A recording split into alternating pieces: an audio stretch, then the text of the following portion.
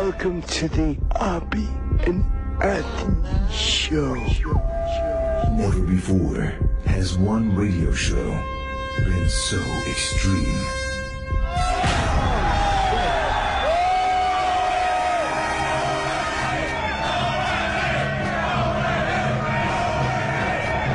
So vulgar. I'll fucking shove my face up a chick's ass in a second. Someone said we curse a lot, do we?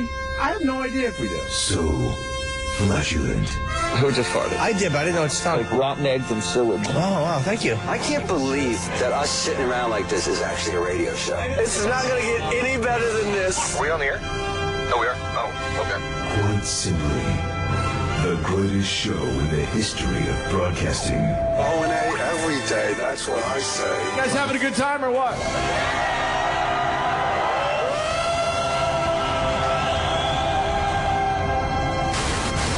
Rules are destroyed, and conventions burn to the ground. Would you like to make some fucking second? With Opie, the Destroyer. Just pay us, you assholes! And we'll continue. Anthony, the Rage. Shut the fuck up. Come to my pool and drown in it. And Jim Norton, lover of the transgender. Every time a transsexual walks in the room, party horn should go off. Like, surprise! It's the Opie and Anthony Show. Strap in, dicks. This one's gonna hurt. Double guns, bitch. But enough of this palaver. Let's get the show on the road. Good fucking morning, everybody. Ooh, hello. Language. Hump day, right?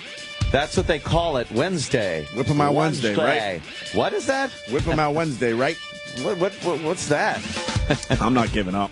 I know, right? People have been tweeting me their old bumper stickers. I still see the bumper stickers. And I'll say it again, it warms my heart. Isn't it good? It warms my cockles. Your cockles. My cockles. What the fuck? What's a cockle? Hi, everybody. Oh, I want to do the Penny Marshall. I just realized I can't do it. Penny Marshall. Oh, she's not coming in today. I'm canceling all my morning press. Oh, where's Roland? I'm canceling my morning press today. I guess she was a real bitch yesterday around here. I heard she was walking around like queen shit. Well, this is what these people, and they've been in Hollywood a long time, but I'll still say it, they're really stupid. She did a book tour yesterday for her dumb book, and she did like book radio, all these channels that I swear to you, I don't think anyone listens. Book radio. I mean, no one. I mean, like zero fucking listeners. Yeah. And then the second day of her book tour is us, Howard Stern, and she cancels the second day. The second day. I'm exhausted. I need a rest. I don't feel good. She would have reached way more people doing our show, Howard's show, than dumb book radio. What else did she do yesterday, Roland? Mark Says Hi. What the fuck is a Mark Says Hi? What time did she come here? I She was here for like 2.5 Mark hours. Says Hi. During the day? I know it's a bad impression, but it's fun to do. So It's fuck hilarious. everyone. It's the perfect impression. Mark Says Hi. What the fuck is Mark Says Hi? Exactly. I don't know. What is It's a guy Mark he- Says Hi? He walks around and goes, Hi, I'm Mark Says Hi. Yeah, it's all play on words for The raw dog. dumbest radio name ever. Yeah. And I know we've never talked about this, so fuck you, Sam, too. Because I see you Oh, give me a man. look like you've already done this. No, I wasn't even looking at you. Oh, all right. I'm a little suspicious today of everyone. You're in high alert. Am I being taped? What's going on? You're very defensive today. Mark Says Hi. Mark Says Hi. I did his show. I did book radio. For Raw Dog. Huh? Yeah, he does comedy interviews. He Nice does. guy. I'm sure he's a nice guy, but his name's stupid, and that's coming from Opie. But I'm stuck with this stupid name. Yeah, I don't like his name either. Mark Says Hi. I heard she was very, very boring yesterday. Oh, she's a bore too, Roland? That's what I heard. I From Mark Says Hi. I was running around with my Indiana Jones hat and whip, so... None of them probably knew how to... I read like the first 5 pages of it just because I was much more into the Damian Echols book. Yeah. And the story that she opened with was really interesting. Like I'm bummed she canceled. What, her mom's podcast. crazy or something? I haven't even gotten that far. It was just literally about her. I think that's the name of the book. My mom's nuts. My mom is nuts. Yeah. And she was So I robbed would in her assume house. that means her mom's a bit crazy. 2 guys broke into her house and robbed her with a sword. Oh. And I would like to, Yeah. Roland. So what happened, Roland? She was tired and She at the end of it, she was too tired and she canceled her second day. Canceled all the morning press. But wouldn't today be the shows to do? Yeah. She didn't know she was going to be tired until after yesterday. Yeah. She probably went with all these dumb, boring shows and decided, I'm not coming back for this shit. Yeah. She was done around close to 4. 4. What dumb shows did she do? Mark Says Hi, Book Radio. She had a bunch. I'm not sure what other shows, but the Book Radio lady eyeballs me. She wants some kind of confrontation. I'm like, no, it's not going to happen. Did she do Judith I don't Regan? care about How do you even know what she looks like? She did like it's Pia, right? Yeah. Pia or something? Yep. That broad eyeballs me. I wouldn't know if I passed her in the hallway. I don't know either. She used to be a newswoman or something, I think, right? Purdy? No. Pia But she eyeballs Lindstrom? Zadora? Yes. Pia Lindstrom. Yeah. She Oh, used the to- news. Yeah, I know that do lady. news. I know I know that her name. from the news. Now she talks about books. That was like Action News used to have her, right? Dun, dun, dun, I dun, don't dun, dun, dun, dun, dun, dun, dun, dun, dun, dun, dun, dun, dun, dun, dun. Action News. You didn't end it, though. It starts building. You nailed it for the most part. Anthony is basically an autistic who's really funny. Like, if you didn't have comic gift, you would just be home making these. You're like fucking. It's like Rain Man. You would just be making singing these noises. old commercials and fucking songs from television. Yeah. That's it. I just sat in front of the TV and mimicked things my entire life. This was yesterday? Yes. All right, we'll give her the out cue. They have an audience. Raw Dog? That's Mark Says Hi. Yeah, but I mean, that's I don't the think they have channel. an audience, really. Raw Dog and Mark How long Says Hi. how long could you listen to just comedy clips before you're like, all right already? Raw Dog is one of the bigger channels. Oh, sorry for that then. But no, it is. The people just listen to it all day. Why don't I go on Cooked Dog? Oh, something. Who's Jeanette? I don't even know. Who are these people? They do shows here? yes. What's a Jeanette? Wow, Liberty will be slashing that show. That's obvious. Oh, shit. I think she did Jenny Hudd or she. Liberty's going to come in here with a machete. You guys know that, right? Oh, man. They're going to come in here with a machete. With fucking machete. Jeanette Daisy is done. cutters. Just going to fucking take huge swaths out. Fucking Jeanette is done, man. Oh, this is, I think Who is she? she's got a Rosie connection or something. Oh, boy. Is she doing like the rest of Rosie's contract? I think so. I bet. I would assume so. That's got to be That was great. a smart huh? deal. Sirius That's XM good. signs Rosie, she leaves, and now they have to do something with that time. That's got to be great. Jeanette, I don't know what a Jeanette is. And who's the other one there? Seth Speaks. Who the fuck is Seth Speaks? Is that like fucking Seth Says Hi? No. He speaks? Is he stealing Mark Says Hi? Mark Says Hi's gimmick? With Seth Says Hi. Seth Speaks. Hi, I'm Seth Speaks. Where's fucking Bill Talks? He does Broadway stuff too. What is Seth Speaks? He does it in the Fishbowl audience. With Broadway. sing songs and Broadway. yeah. Mom, I like show tones. I can't wait for Liberty to line these people up with a machete and go, what do you do? Broadway radio. So what exactly is it you do here? Right. Broadway. Yeah. Tell your story walking. Broadway channel. I need a Why? machete sound effect. Because they're going to be a hatchet man, these guys. I have a whip in the office. Of course you do, for other purposes. I have whip. So Penny Marshall canceled. Yeah. No Penny Marshall today. No mas. And we like her brother, too, man. And her brother had that amazing scene on Louis' show recently. Gary Marshall. Yeah, that's all I wanted to talk to her about. Her much more successful sibling. Oh, my God. Gary Marshall. New shows coming out on Sirius XM. Anthony Yells and Opie Complains. Oh. That's coming in. I like From that. the communist Denver Pest. Very good. Jim Jokes. Jim Jokes. And Jim Jokes. I don't like that name. No, that's terrible. No, Jim It Jokes. is terrible. Not a good name. Jim Jokes. How about Jim Jokes. No, I don't like that one. Oh, how about Sam Sucks? Yeah. All right. How about Jim Josh's? Oh, Sam, look out. Here he comes. It's Josh. You don't like that? No. You think Liberty Media is going to tell Mark Says Hi? Oh. It's over, and then he's got to walk the hallways and say, Mark says bye. Oh, his name's Mark Says Bye. As he waves goodbye to everybody. As he has his Mark Says Hi nameplate in the box with a plant and a picture of his family.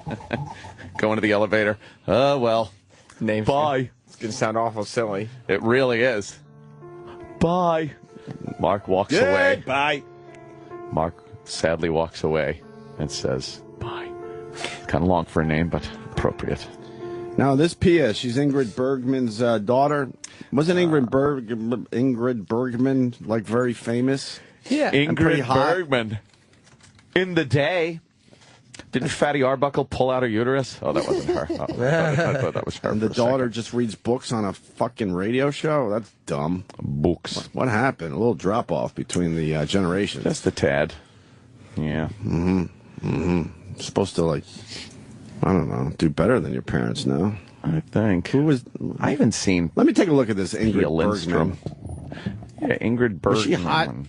Ingrid Bergman. She was in some movies, right? Sure. Oh, that broad. Yeah, she was hot, man. She was pretty. Wasn't she in, like... for the day, as wasn't they she in call the it. Casablanca? No? What That big was, movie did she do? That was... Garbo.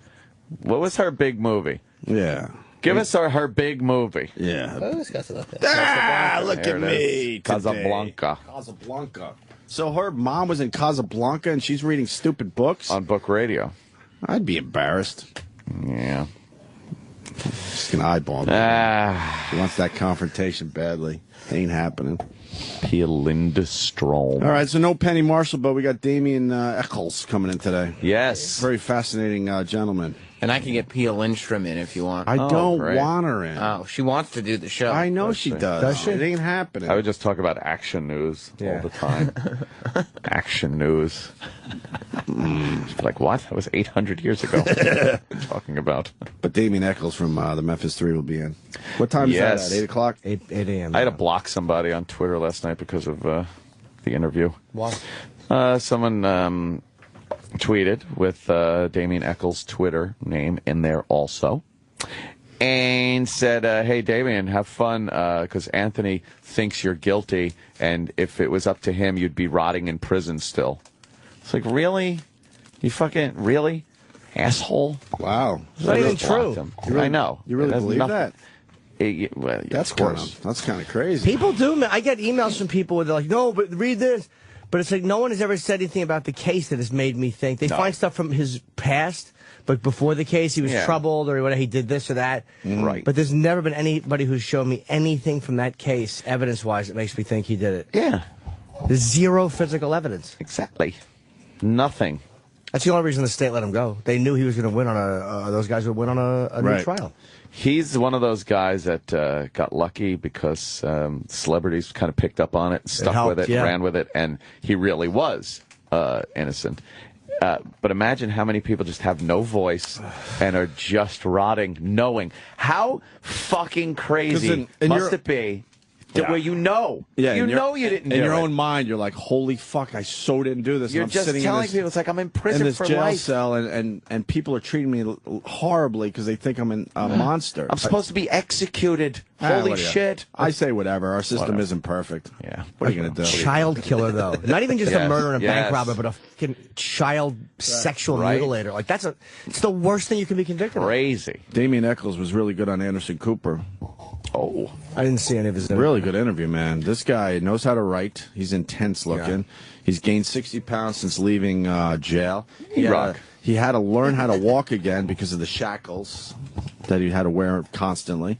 He got married on death row, which I found very, very strange. They showed pictures of a very happy occasion because he married that woman from Brooklyn that I guess started... Lorri, I forget her last Lorri, name. yes, who started writing him. And they showed the wedding pictures on Anderson Cooper. I just found that so weird.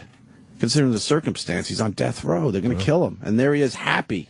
Those are nice wedding photos because he's married. So you think he displays the wedding photos in his house, and it's from death row? But it didn't look any worse than getting married in front of the justice of the peace, is what I'm saying. It looked like just a happy moment, and then you have to realize that this is happening on death row, which was really strange to me. That's all. Yeah. Yeah. Man. So his book is so good. I had to do something yesterday. I thought I was doing today, so I'm probably like 35 pages short of finishing it.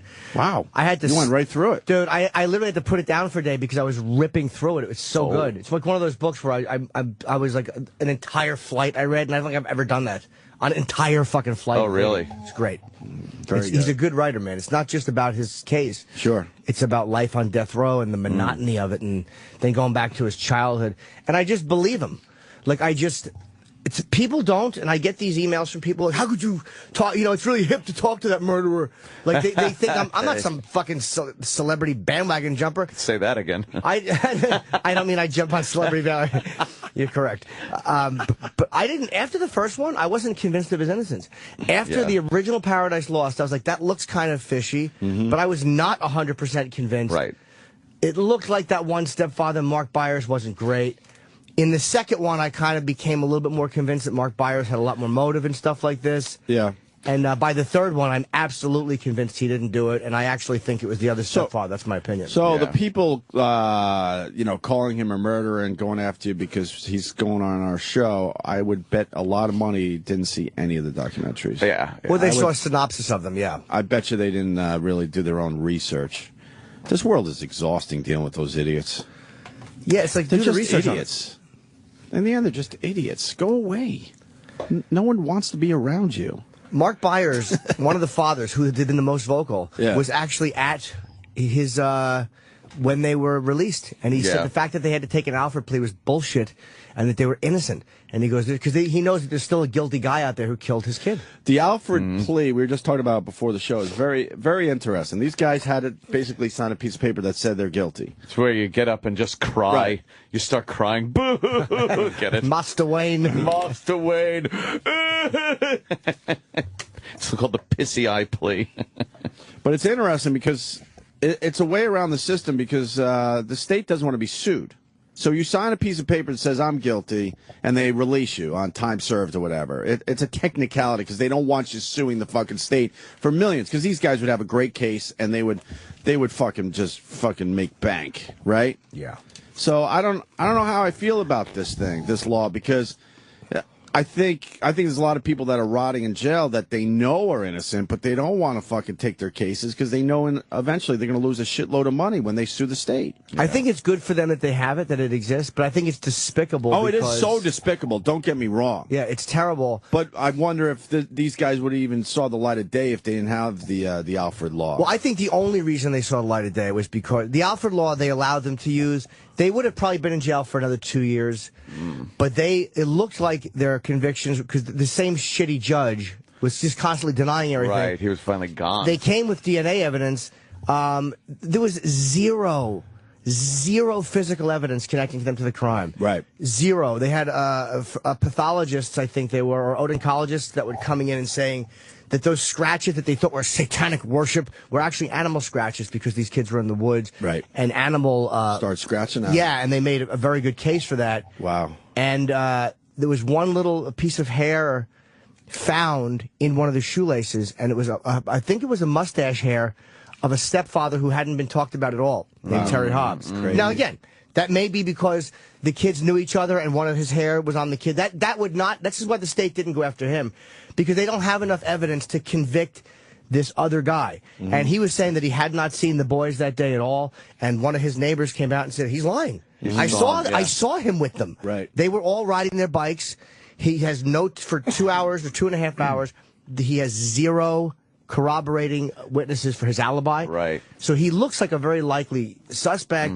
It doesn't mean he would get convicted, but the state, by releasing these guys, it's even more devious than just money. That's part of it. But part of it is also these prosecutors become obsessed with their record standing and not losing. And you would have to say that everything that they did was wrong and the prosecution was wrong. And being right is more important to these guys than serving justice. And it's terrible. It's despicable that these guys aren't allowed to sue. It's horrible. But, I mean, it probably got them out of jail faster. I don't know. I wonder if a pardon, I don't think a president can pardon them, but is there any kind of a pardon that would nullify the Alfred deal? I pardon you. And then they could then they could go after the state. Because how many states have the Alford that law? I don't know, and I don't know the case that caused it to happen. It's obviously a guy named Alfred, but I don't know what. Because I mean, they want to hide fucking some of these people that are in jail because they know it'll cost way too much fucking money in lawsuits. Well, did you see them when they made their pleas that you're allowed to say you're innocent first? Like you say, it's a weird technicality. Innocent of this crime. Yeah, but I'm taking this plea. It's in my own best interest to accept this plea. You're not admitting murder. Wow, what a weird law. Just so the fucking state doesn't have to be embarrassed and doesn't have to look bad and doesn't have to pay money. And have to deal with a lawsuit. And doesn't have to look for a fucking killer. After they destroy your life. Yeah. It's fucking horrible that the state is so worried about that stuff. Right. Instead of doing the right thing by it. That's what the law is supposed to be. But if it's a way to get some of these guys out of jail that are innocent, then you know what I mean? The end justifies the means. What are you going to do? I like to say because the state's not going to do the right thing for you. Right, never. If they know in their hearts that, oh, fuck, we convicted the wrong fucking guy. They're not going to do the right thing. There's no fucking way. And they would fight. And the great part is, in the end of the third documentary, they are continually denied. And they had this new evidence, which is, it just simply is that he was petitioning for a hearing. And the hearing would have allowed the new evidence, which was DNA evidence, to be introduced. Now, Arkansas has a law which says that if there's a certain amount of DNA evidence, the court must now look at all the evidence together and see if it warrants a new trial. Right. The fucking, of course, I think his name was Burnett or whatever. The original judge said, no, we're not going to look at Karl Burnett. It's a very wacky trial. Yeah, Mr. Tudball's the bailiff. And then, so they go to the Arkansas Supreme Court, and you could see that these judges were irritated at the state. Because the guys, their argument was, this is how fucking despicable the state can be, was, well, Your Honor, we think that this new law or whatever it was that says DNA evidence entered means all evidence could be examined, only means all evidence indicating guilt. They didn't think all evidence if it was going to exonerate you. Right. And the judges are like, what's the harm? One of the judges says, but what is the harm in looking at all the evidence? All the evidence. And this guy, look, this fucking state whore is just doing his job. But he's like, I've never seen a lawyer fumble like this. He's like, well, Your Honor, and he's just double talking. And the guy goes, I'm not following you. And you could see that they were going to lose. Right. And the state lost. And then they were going to be granted an evidentiary hearing. That's what was that. There was no new trial set. But it was a new judge, because the original fucking trial judge got elected to Senate. Finally. So that whore wasn't going to be there. It was going to be a new judge on an evidentiary hearing. And that was when the state, I think 4 months before that happened, came to these guys. They're like, and said, or maybe the lawyers contacted them. But they saw the writing on the wall. Fuck, man, you know a lot about this case. Well, I watched it recently, shit. and I've seen all the documentaries, but it's very interesting. Fascinating. To me.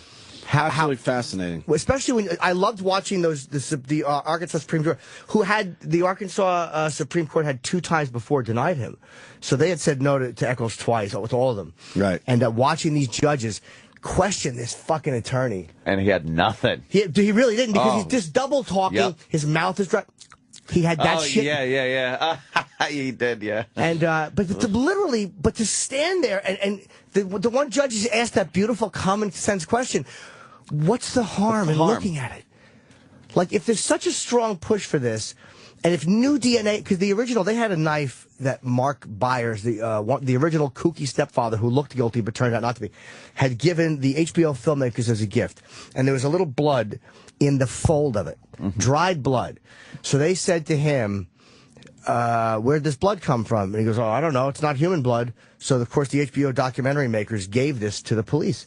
The police did very rudimentary DNA tests back then, which said it could be one of the kids. Jesus. Or it could be, it was inconclusive. Right. I think, as to who the blood belonged to, so it wasn't, they weren't able to do anything with it. Oh, the other thing on the Anderson Cooper interview, there's going to be a documentary coming out that Damien and his broad there are working on. Jesus. Oh, okay. Broad. Yeah. Yeah, good. Yeah. I know him and Jason. They're working on that. It's coming out, like with new evidence and all that crap. So there's been a falling out between him and Jason. Which one's Jason? The guy we? Jason's the one we talked to over something of a documentary that's going to be done too, but not that one. I want to ask about it because I haven't read that part yet. Yeah. Have those guys seen each other? Oh yeah, And Jason and Jesse. We had Jason in. Jason Baldwin. But they didn't want to take the, Jason especially wanted to keep fighting. I think because they knew they were going to be acquitted. But Jason didn't want to admit guilt. He didn't want the Alford plea, probably because he knew he couldn't sue as well. Right. But with Damien on death row, they just couldn't chance it because his life was at stake. Jesus. That to me is where it's fucking blackmail. It literally was fucking blackmail by the state. Why was he on death row and the other guys weren't? He was just seen. Miss Kelly was given life plus 40, which was life plus 20 and 20. Because again, I guess he was the confessor. And Jason Baldwin wasn't seen as the ringleader. They just, in any time of three people, they give one guy the ringleader. Yeah. He was the weirdest looking one. He was kind of the goth guy. He was the one who had tried to run away with his girlfriend. And he was he was the more, I guess, appealing ringleader target. Right.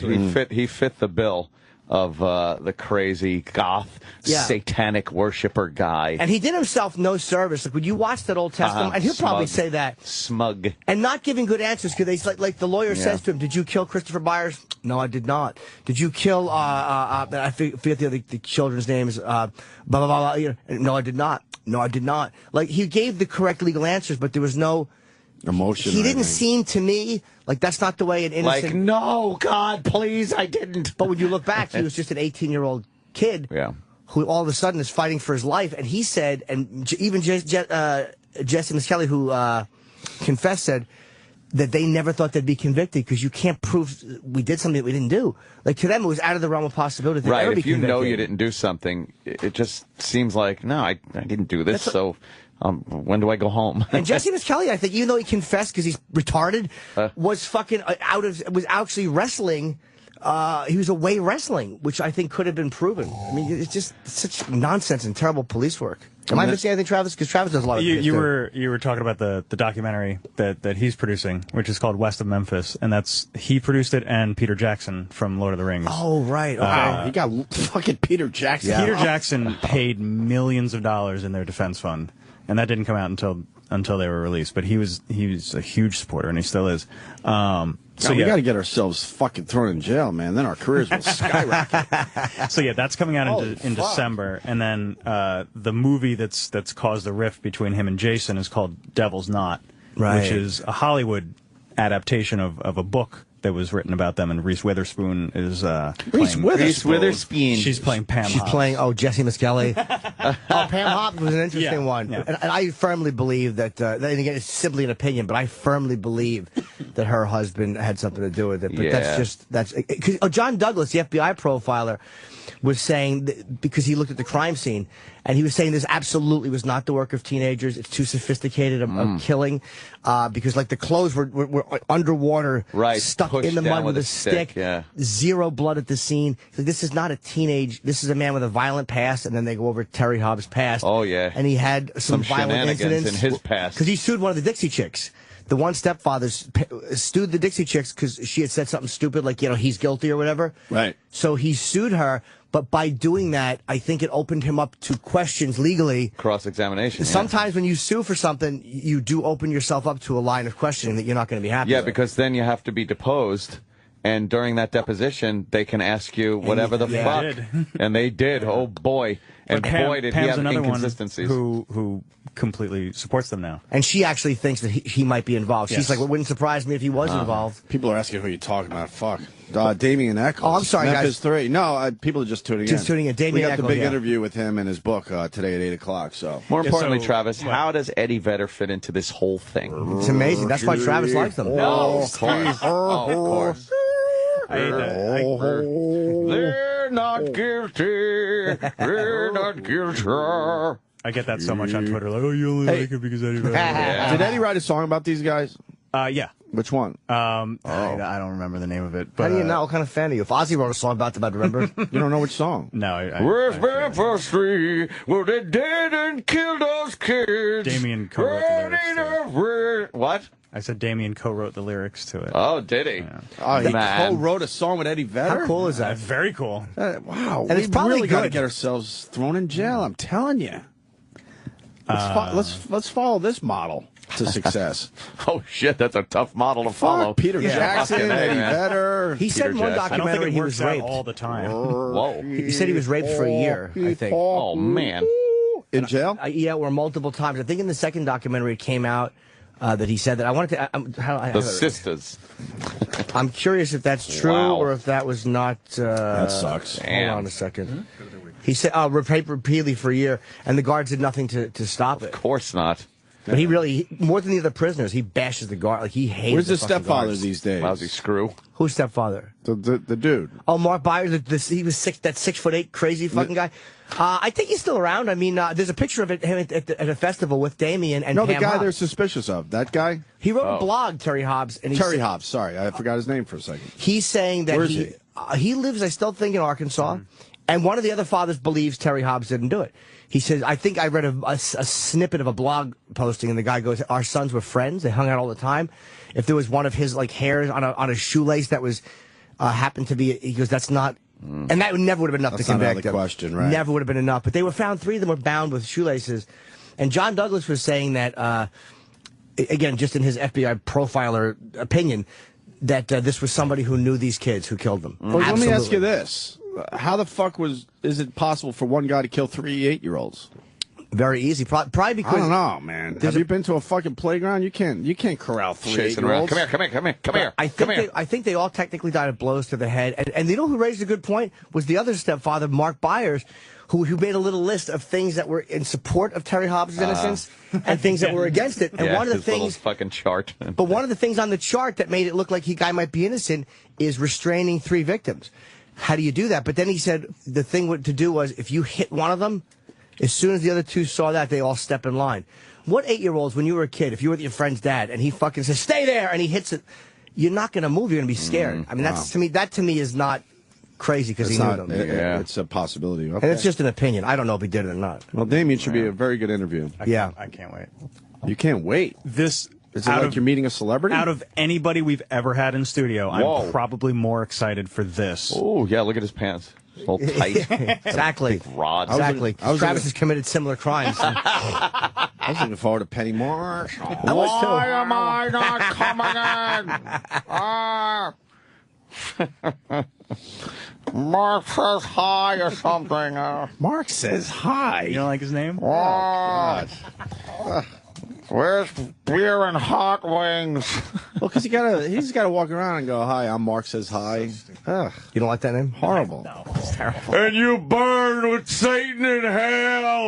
Oh, God, did he come off like a lunatic in he that didn't one? come off good in the, in the first and second one. Lighting his fire in the woods. But you believe that and I didn't realize he was 6'8". He was a big boy. Big monster. That is a monster. And a big, crazy fucking guy. Yeah. All right. Yeah. Well, that's good. We'll do the big interview at 8 o'clock. Travis, 18 innings, huh? Yeah. Orioles tied I saw you first tweeting place as I woke up. Wow. Yeah. Started the game at 10. Who'd they beat? Seattle. Okay. Started So the game started at 10, Game started West at 10 Coast Seattle. time. Yeah. Where did it end?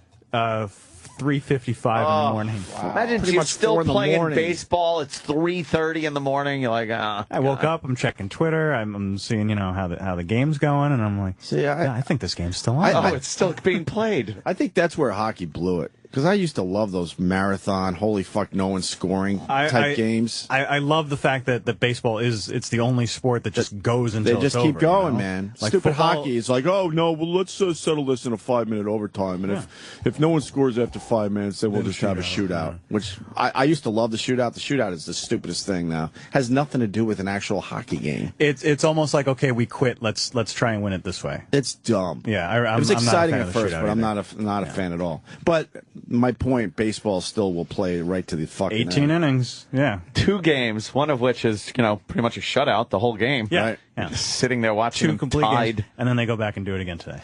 And those are the type of games you get really bummed out when it finally ends. You're like, oh, fuck, man. You know what I mean? I wanted it to be like I wanted it to be 27. 118 People that stay. That was a 6-hour game. Right. And But that's Seattle's just exciting. terrible. So, like, if you're staying as a Mariners fan, That's just dumb. I mean, you Oh, gotta my be a God, real big fan, really? 'cause, yeah, they're not good. Not good, huh? No. I wouldn't know. Orioles are tied for first place. All right. Cinderella season. Cinderella season. I hope they blow the whole thing. I'm having so much fun. I don't care if they do. Is it? Yeah. I really don't. Yeah. If they don't even make the playoffs, Aw. they have a winning season. I'm completely happy. That's adorable. First time in 14 years. Can you explain this Blue Jays story that hit? They needed the money. Oh! I mean... Neil Escobar? We support, like, expressing yourself and freedom of speech, but then there's people that are just idiots. Yeah. He's just an idiot. Yeah. He wrote how do you say his name? Neil Escobar. Okay. He wrote 2 Ares Maricon on his eye black. Oh, boy. And it's not like... You are Maricon gay. means faggot, right? Yeah. You are gay. It just says you are gay. Yeah, it loosely translates. Why was he writing that, and to who?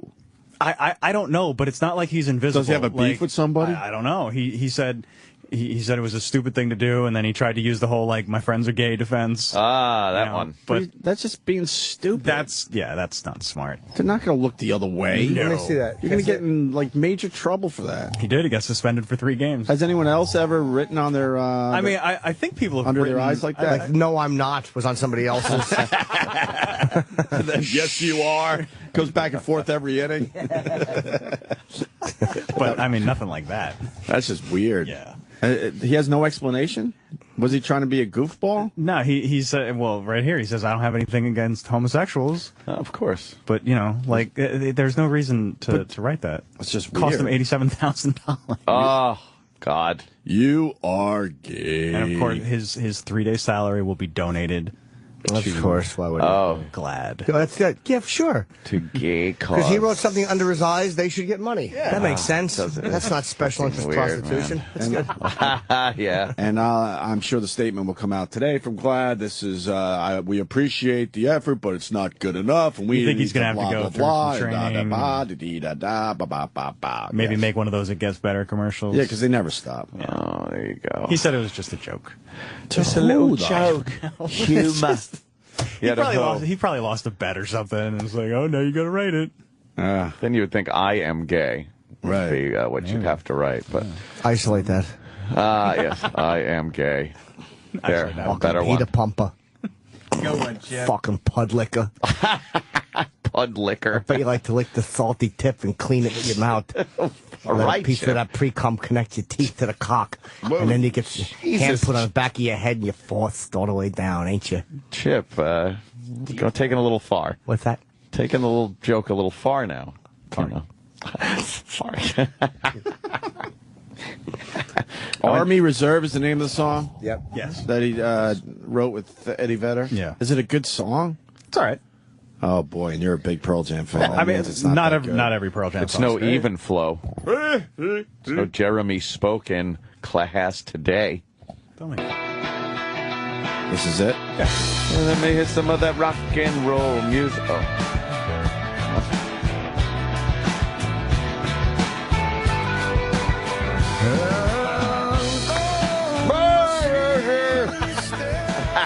Never disappoint.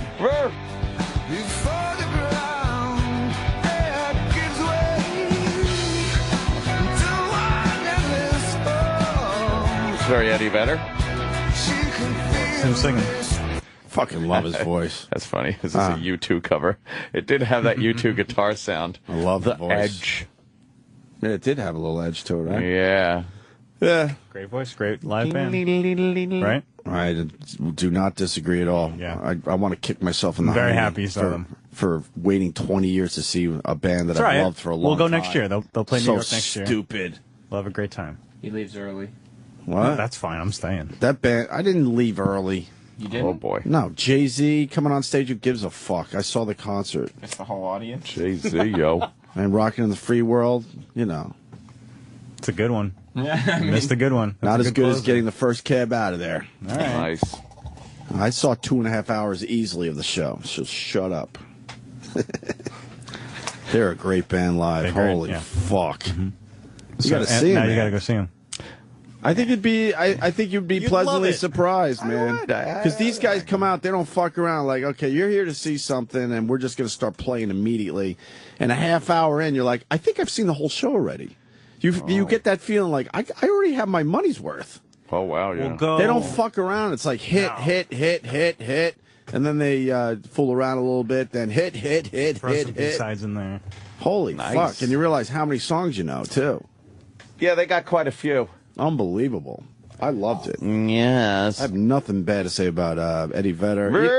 Sure. Even him talking about the crowd, talking to the crowd was nice. I didn't mind it. He's a good talker. He's very good He didn't talk at that interacting. long. You know, he hates the Republicans. He made that very clear because he wouldn't mention them by name. I certainly thought he was a staunch right-wing. The party that... I wish I could do an Eddie Vedder. That I won't mention by name. Jesus. Is preventing you from voting. But they're not. Oh, God. But they're I not. love that one. And they're not preventing people from voting. we're going to play a song we haven't played in a long time. Fucking ID. Fuck, I want to do Eddie Vedder's voice. Jay Moore? Yeah, Jay does a very good Best Eddie Vedder I've heard. The talking Eddie Vedder. Everyone can do the singing Eddie Vedder. You just got to... Talking stuff, though. And he's got his mannerisms down. Yeah, it's hysterical. Yep. Yeah, that's what Jay does. He gets the whole fucking mannerism and everything. Just Hey, could a tornado knock you out of the sky? Huh? Helicopter, sure. Plane even, maybe, because it would just fucking... If it smashed the wing, I'm sure. No, I mean me. I live really high in the sky, and no. There's a new trend in New York where tornadoes come around now.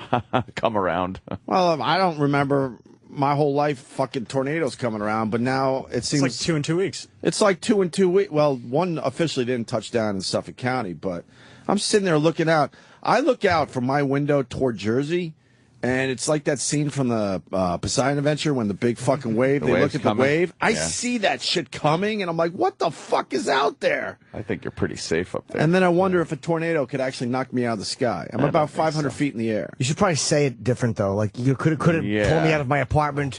Could it knock me off the roof? You don't want to say knock me out of the sky. That sounds very childish. But what kind of damage could it do to a fucking skyscraper? None.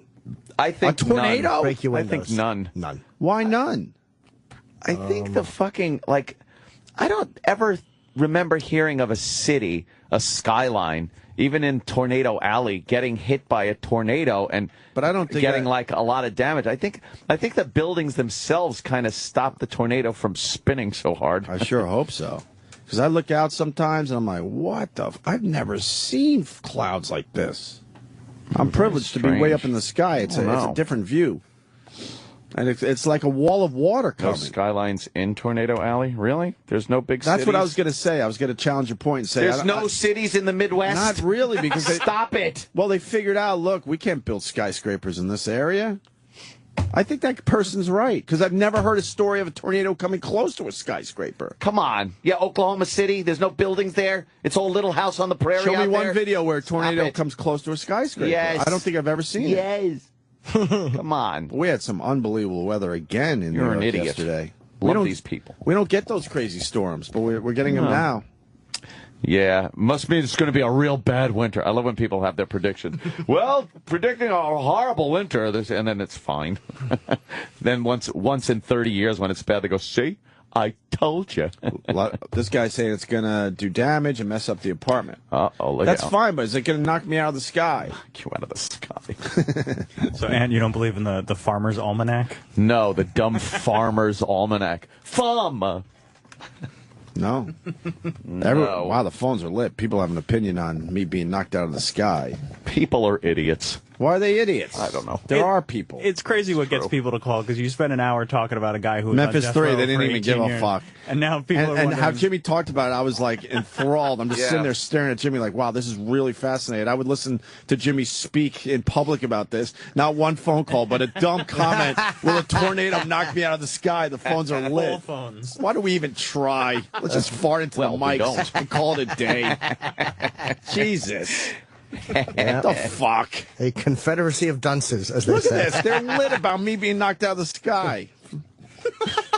Holy shit. Doesn't make any sense. I'm a storm chaser. You're safe in the skyscraper. Just stay away from the windows. Well, then how would I film a tornado coming out in my building? Can't. I got to get a tripod. Chicago's in the Midwest and has never been hit. Yeah. Come on now. Show me, just give me a link to a video where a tornado, is in a city, really and tall buildings. I don't think it's happened. Fucking windows are flying out of skyscrapers. Big giant radio antennas are flying off the roofs. Right. Stop it. Stop it. Oh man, gray wolf on the what? A real gray wolf on Fox. I'd love to pet that thing. Oh, isn't that cute? But it probably smells more like a look wild at him. animal than a dog. I pet a wolf. Yeah. Did you? Yeah, I did. I could say this because I don't know how legal it is, but a guy we all know very well from the old days of radio. Oh, that's Oedipus. his thing. Oedipus. Why are you blowing up his spot? He was nice to us.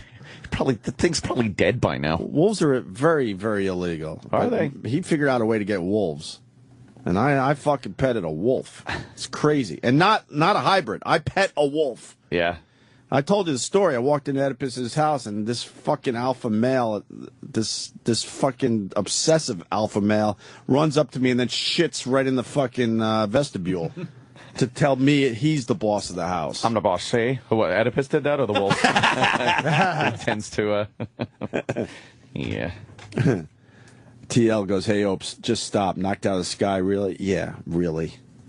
Idiot. Whoa. Yeah, really. Yeah, I made it fun for everyone. Why don't you go relax? I don't remember ever hearing that in the big city. What, being knocked out of the sky? Yeah. I don't think anyone's been fucking sucked out of their 500-foot tall building and thrown into the air. My friend was. No, he wasn't. No. Fucking survived, too. Would you stop it? Can't we get that wolf to come over here so we can pet it? Where is it? Fox News. So let's go. You have connections at Fox News. Get on your phone. That's because they're all wolves over there, man! You mean over at Faux News? Oh, come on, man. Pick up your phone. Let's get some calls You know done. the amount of building clearance you need to bring an animal in Dude, here? It's a dog. Nobody will know. Doesn't matter. Yeah, no. It's a police dog. Well, we could go downstairs. I am obsessed with this now. Let's try to pet a wolf today. How do we do this? Go downstairs. Let's go wait outside Fox. They're right across the street. Let's go. Let's get this done. Who do we call? Roland's in early. Yeah. We'll go to the sidewalk if we have to. Hey, they say you gotta gotta take the bear first. Jimmy will pet a wolf today. Let's. This is Jimmy's thing. Jimmy will pet a wolf today. Yeah, you gotta take the Look bear at him with first. his Indiana Jones hat. He really wants you to ask about it. I know. He does. He was Oh, mentioning it the God. whole time he was in here. Why are you wearing the Indiana Jones hat? I said the shirt. Oh. Oh. Roland, I like your hat. Why are you wearing that hat, Roland? Yeah, what's with the hat, Roland? Because you wouldn't. You got a fedora on, very indie. It's Indiana Jones Day. It's Indian Jones Day, is Why what is I it- just heard. Why is it Indian Jones Indian Day? Jones. Because the Blu-rays are coming out. Ooh. I sure got a Oh, whip. do we get the Blu-rays? You know what I do. What? What's that? What is he saying? Son, if you always feel like I'll blow it up, I swear I should blow it up, Belloc. Oh, don't look into the Ark you're covering. Don't look into the Ark you're covering. Roland, we want to pet a wolf today. We want to see how good you are. There's a wolf on Fox News right now. They're right across the street. You show Shao-Chi. Show Shao-Chi. You want them bringing in the building? Or we'll go outside. Yeah, we have to go outside because. Whatever. Could you make some calls? All right. Jimmy wants to pet a wolf today. You want to pet a wolf? Roland's unhappy Why? because you gave him a task that's going to be difficult. He took off his hat. He's frowning. He's not happy you asked him to do this. Why? Because it's a wolf. I'm hungry like it. Fucking take us home, fatso. Negro, that's all you had to say. I'll go outside wolf, and no? see if you want to pet a wolf. Ooh, You really want to pet a wolf? I pet a wolf. Yeah, book the wolf. What's the matter with you? Yeah, he's gonna clean up a murder first and then. Yes. Could you try? All right. I was telling the story about the it was baby tigers back in the day we pet. Oh, Yeah. Fucking Tiger Man. You guys weren't around. Tiger Man. Yeah. And then the lunatic, you weren't around for that. K-Rock. They brought in baby tigers to Oh, I'm K-Rock. talking about the NEW one. Oh, no. Wait, we had tigers at K-Rock Yeah, too? Oh, yeah, remember it bit me? 3 of them. Oh, Scratched that's me. right. I was forgot about bleeding. that. We had a Okay. monkey, too. Oh. Yeah, I remember the monkey. I'm talking about the NEW days where we had a baby tiger, and then this lunatic, he goes, hey, man, I got a baby elephant in the fucking truck. You want me to bring it up? I'm like, we're not going to get a baby elephant in the elevator? He goes, all right, I'm just asking, but I brought it in just in case. You can't disguise a baby elephant as something. Like, you could say that baby tiger is just like a cat. Rock. Just put his shirt on there. They're just like, hello. You give the ID downstairs. He rocks ID. Oh, hello. It's like, oh, you're losing weight. I see. Dieting. You remember Baby Elephant Guy, though? Show me building ID. That's not. I don't think that's appropriate. You're right. It isn't. It's terrible. Oh. All right, I got a guy that can bring in a wolf tomorrow. What? Baby wolf. A baby wolf? Well, we have to. Come on, that's fucking adorable. Well, does he have a bag? He can sneak it past. You can't bring. Like how come you can't bring one up? If Nicole brings her stupid dog up, then we can bring a baby wolf up tomorrow. You have to. I believe Nicole can get it up because she's got a building pass. But for a guest to bring up a dog, you have to have papers that say you need it for therapeutic reasons. So how about we have Nicole sneak the baby wolf in tomorrow? Or Dr. Steve writes a prescription. For dog. Dr. Steve's not a therapist. I prescribe one. Take one wolf every hour. I'm not doctor. I didn't know these things. We know you're not a doctor, Roland. See,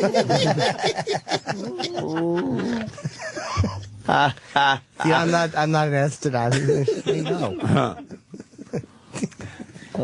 Why are you still in here? Go figure out the wolf thing. Yeah, bring us a wolf. Come on, bring us a wolf right. today. We want to see how good you are, Roland. I want to frolic with hornets. Get that done. Oh, he's mad. No time for pizza, Dr. Jones. He's mad. He's walking down the hall with his Indiana Jones hat. He has his Indiana Jones hat. It looks more like the boulder that was chasing Indiana. Crap. Oh, there goes the Endeavor making its journey from the Cape Canaveral to Los Angeles, where it will be on display in L.A., getting their own shuttle. Is that one of the ones that was in space? In space, yeah. That's a big one. New York Spatial Endeavor? We got Endeavor. We got a shitty space shuttle. Yeah, we got the one that wasn't even in space. We got a shitty one. We got the test one. It was still cool to see. Didn't even have engines in it. No, Edgar. So stupid shuttle. We got stupid shuttle. Really cool to see up close, though. But we got stupid shuttle. Yeah. True. Our shuttle eats asshole. It did. Come on. Stupid shuttle. They got cool shuttles. Hey, man, a tornado could gut out a skyscraper. I'm sure it could if it was at full strength and hit skyscrapers. Thus then, but for some reason, I could be fucking thrown out of a building. They never do that. I think what happens is the structure of a city itself interferes with the weather that makes a tornado and does not even allow a tornado to hit a city. I think. I don't know anything because, as Bill Barr would say, oh, no, it's Jesus, it's Anthony Meteorologist. Jesus. I'm the first defense for New York City. Yeah. I'm not in the middle of the city. I'm on the edge. I would be hit first by this tornado, and I would be thrown out of the fucking building. You know what you do, though? I'll tell you how you cure that. You prevent that. You take all your clothes off, and you drink some Jack Daniels. And then right when the tornado's right there, you fucking curse at it and throw the bottle of Jack Daniels into the tornado, and it takes it away. Nice. That is what I call extreme. That's balls. And they will call you the extreme. Yeah! Woo, the extreme! They picked the worst Van Halen song. For the worst movie, you might as well. What's the name of this? Yeah. Human Being or something, right? All right, get in. Why wouldn't they go and running with the devil? Come on, man. Maybe it was too expensive to get the rights to that one. Probably. Van Halen goes, here's one. Yeah, they go, here, you could have one of our shitty songs that you're not willing to pay. Terrible. Listen to this piece of shit song. Woo, Dusty, where's Dusty? Come on, Dusty, get in the vehicle. Woo, the extreme. Although I do like Eddie's guitar in this song. Well, you gotta love the Eddie guitar. Yeah. Song stinks. The extreme. It's already here. There it is. They're just all driving toward the fucking bad weather, rocking in their vehicles, hitting the steering wheel to the music. Yeah! Are they really? Oh, yes. Let me see that. Twister. Are they rocking to the music in the car? They are fucking They're loving it. Loving life. They're loving that they're storm chasers, man. And they're not corporate storm chasers. They do it themselves. They don't have sponsorship. Yeah, why do they go with that corporate angle in a tornado movie? They hate it because they gotta have the bad stupid guys. The bad guy was the tornado and the corporate-sponsored fucking tornado chasers. Yeah, it's hard to find a bad guy when everyone's just looking at weather. Yeah. Yeah. Yeah. Are they rocking out here? There they go. All right, here. Is this the video? Yeah, the official Yeah, video. this is the video, and they have clips of the movie in it. Oh boy. Damn. That was Van Hagar, huh? Little Van Hagar. So far, we're just watching a Van Halen video. Yeah, exactly. You know what? This song is almost good. It's almost good. Good. They got an okay hook. The guitar works good. Oh, there it is. Look out. Wakita. It's heading right for Wakita. With stupid fucking old woman with that stupid mobile in front of her house that inspires them to put tin cans on the Dorothy probes. I hate that movie. Look at them. They're all driving. Look out. Storm coming. Yeah. Is there any clips online from the movie, Yeah, come not on. the video? Sam, you blew it. Sam, what are you clips do you doing? want? You just said get the rocking out clip from the movie. Oh, there's the corporate sponsored Storm Chasers. Why are you yelling? Right. Sam gets really riled when we pick apart his web browsing. Apparently, he keeps hoping that he's going to land on a magic moment in here. It's not going to happen. So find it. Was enjoying it a minute ago, and now he's pretending not to because Jim does. Oh, hey! Oh! You're telling me what I want? I'm enjoying. I'm making. I am taking. Someone's opening your up a can of shit worms today. and your mistake and making it better. So you should thank me. Thank you. Wow, Sam. Wow, you'll be discussing that on the after show Twister. for an hour straight. Yeah, I would put Twister Shine On, and not Twister Van Halen. Well, I'm also getting word that we should Google downtown Miami tornado. Oh yeah. But they don't. Oh, never mind. I was about to say something really stupid. Uh-oh. Because I've never seen the skyscrapers because I usually go to Miami Beach. Miami I was Beach. ready to say they don't have skyscrapers. Oh shit. See, now I said it officially. They have elevators in England? Right. When Florentine got on the fucking elevator with Saxon? Why would you go down to downtown Miami when there's that Miami Beach right there? You ever watch Cocaine Cowboys? Sure. No. It's a great documentary about The Medellin cartel and Pablo Escobar. just how all those Miami skyscrapers were built with cocaine money. Really? That's great. Yeah. Probably want to put Twister movie It's and Twister movie Shine On, not because if you put Twister Shine On, you're going to see like videos of tornadoes and then the sun coming out. Yeah. It's just I've never seen anybody so inept at Googling. It really is. You're a terrible Googler. Well, I say we take a break because I want to fucking eat. Oh, right. And then we got to get into the Romney on Cavuto. We got to get the Obama on the Letterman. Then we got Obama's secret clip that was released that the media seems to be ignoring. And then we got the Clint Eastwood fucking making fun of some shit. Yeah. Yeah, he's saying people are just dumb. We'll Well, explain after the break. Go with that. Hit it. Sirius XM. Sirius XM. Yeah, this is the Opie and Anthony Show.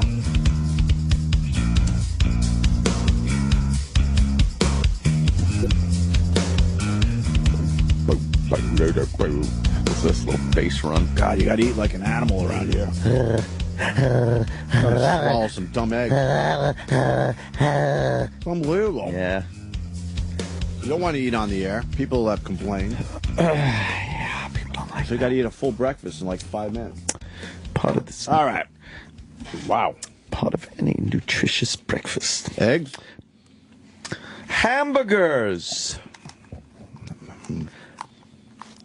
Part of any nutritious breakfast. Mind if I have some of your tasty beverage to wash this down? Hi, everyone. Man, I went to a movie theater last night. Yeah. And I don't like going to a movie theater. What movie? I wanted to see, it was a fucking horror movie. And it was... What, Jungle Fever? Yeah. it was a scary movie. Set in a theater and, What horror you ever just movie? get fucking the shit scared out of you watching a movie? And it was just, from beginning to end, I was horrified. And it stayed with me, the whole night. But what movie? Just horrified. 2016. The Obama movie. So you get it? It's a horror movie. Oh, so I look kind what you did there. I kind of stepped on that when I said You Jungle did a Fever, little but I bit, didn't mean but to. of course it was black people. Yes. The Endeavor is taking off. There it goes. Yeah. Well, a couple things going on. I want to talk about that, but the Endeavor just took off. Yeah. And how sad is it? It's the final flight of the space shuttle. Yeah. Like, we don't have a space program. I know we've talked about this. Hey, look who's on the screen up top. What? It's Gary Sinise. Oh. He was up there. The space shuttle. He was just talking. Yeah. They used titanium on it. Yes, my fat wife, the Reverend Moon. We recognize my fat wife. My wife, Buddha. Yeah, she has a clock in her stomach first. While your wife is withering away and dying on the vine, mine has a clock in her fat stomach. You can use my titanium legs to dig a hole and bury her like a German shepherd first. Tell her to stop walking in the grass barefoot. She's killing the lawn first. AIDS feet over there. AIDS feet. Yeah. She's tracking and all the grass is coughing and sneezing first. Shit.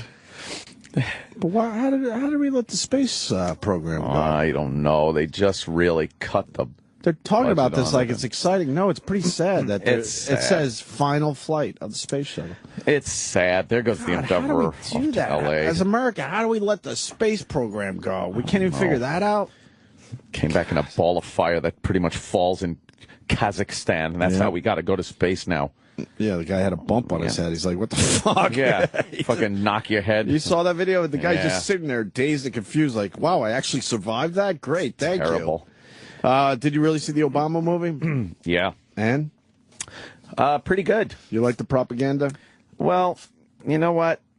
It's like any other documentary. They all are a little skewed to the documentary maker's point of view. But once you sort through that, you get tidbits out of it. I mean, even Michael Moore's dumbass movies have an element of facts to them. There are some factual things to them. How you put it together and the conclusion you draw from it, you could take away by yourself, or you could just grab the documentary maker's opinion. What's the message of this movie? The message of this movie is... Obama's the devil? No. President Obama was influenced, like anyone else is influenced by people that they look up to, family, friends, mentors, groups that you hang out with throughout your formative years and later, influence your point of view.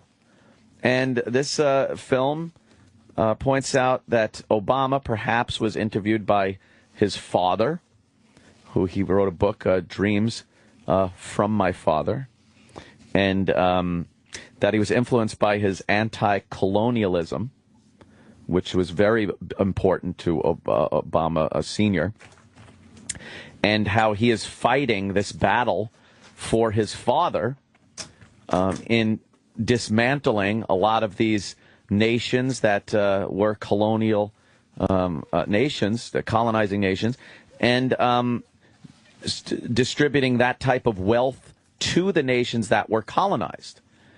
And it's not a completely out of the realm of possibility idea, especially if you watch the movie and draw your own conclusions from it. Some of the facts, some of the people that Obama was very close to were not very pro-American people.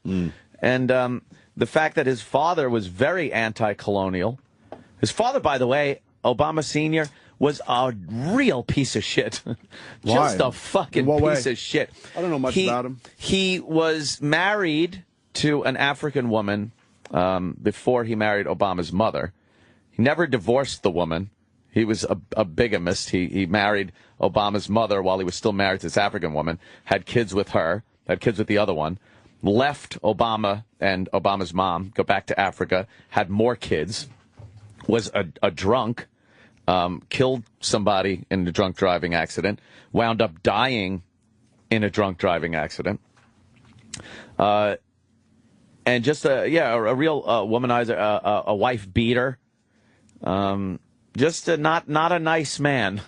And Obama looked up to this guy, even though he barely knew him. I think he met with him once his entire life and then corresponded with him for many years. But he had this thing where a lot of absentee fathers are revered and looked up to, especially if the mother, Obama's mother, really just talked very nicely of this man, that he was a hero and an amazing guy, very educated. And Obama took this and ran with it and wanted to kind of expand on his father's dreams. That's why it's the guy that made the documentary says it's dreams from my father, not dreams of my father, because Obama's sort of taking on the dreams of his father. And it's, like I said, it's not out of the realm of possibility. This guy's not saying that the movie isn't, hey, look at the communist or the Marxist or socialist Obama. It is pointed out that these are people that he was friends with and people that he worked with his entire career. The influence is unmistakable of these people. Ayers, the Reverend Wright, his mentor, this guy, Frank, that his grandfather decided would make a good mentor for a young Obama, was a complete communist, literally a communist, not even like, oh, he's a communist. He had a card. He was a card-carrying communist. Just really some shady people. It was a very good documentary on showing what people don't know, and that is how he was raised.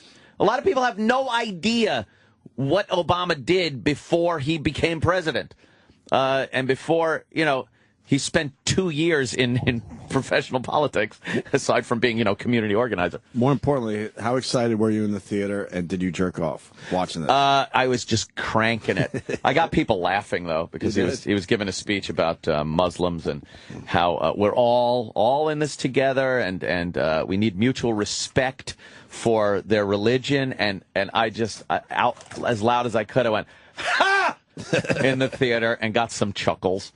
And then a couple of very liberal guys at the end of the movie, when the lights came up and we're walking out, goes, well, at least you didn't put a Hitler mustache on him. And I just went, and I yelled it. I went, they should have! And everyone started laughing again. I was just being very fun. I was being fun guy in the theater. Yeah. Well, we got some Obama-Romney shit today, too. Obama-Romney. Which one you want to do? Obama on Letterman, Romney on Cavuto, the secret Obama tape from 98. I want to hear the secret Obama tape from 98. And Clint Eastwood saying if anyone was dumb enough to ask him to speak at a political convention, they get what they get. He's just good for Clint Eastwood. I don't care. They asked me to speak. I decided that I would do that. Hey. Yeah. They're dumb enough to ask me. Dumb enough to ask me. Your mouthwash ain't making it. Do you want to pop that puppy? You ain't got to grease him so much. Well, fuck it. Let's do Clint Eastwood first because it's quick. And then we'll do the Obama secret tape.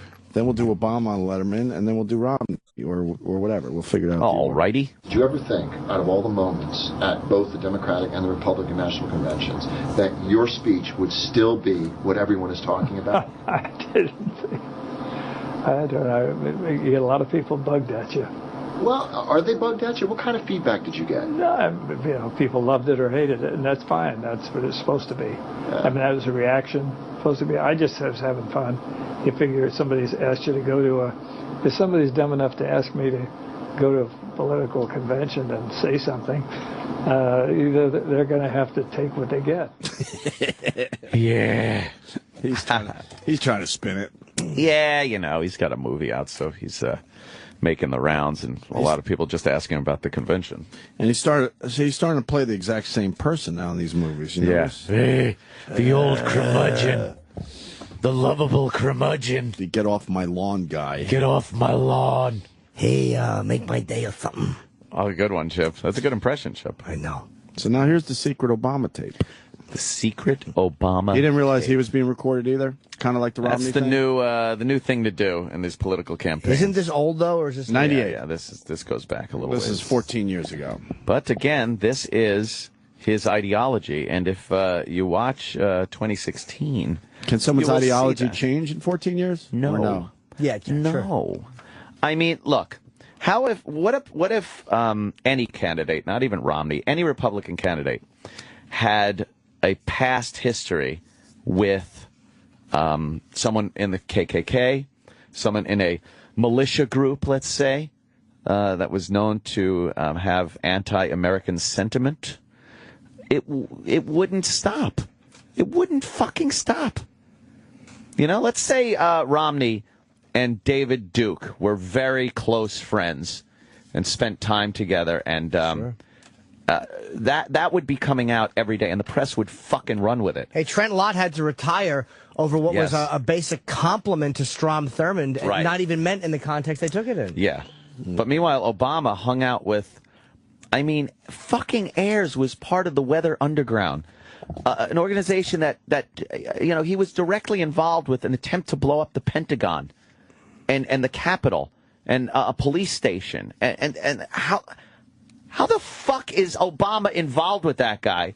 And just the fact that he completely cut ties with all these people right before the election shows that, hey, I know this is detrimental to my attempt to become president. I got to tell these people to back off. Right. Reverend Wright.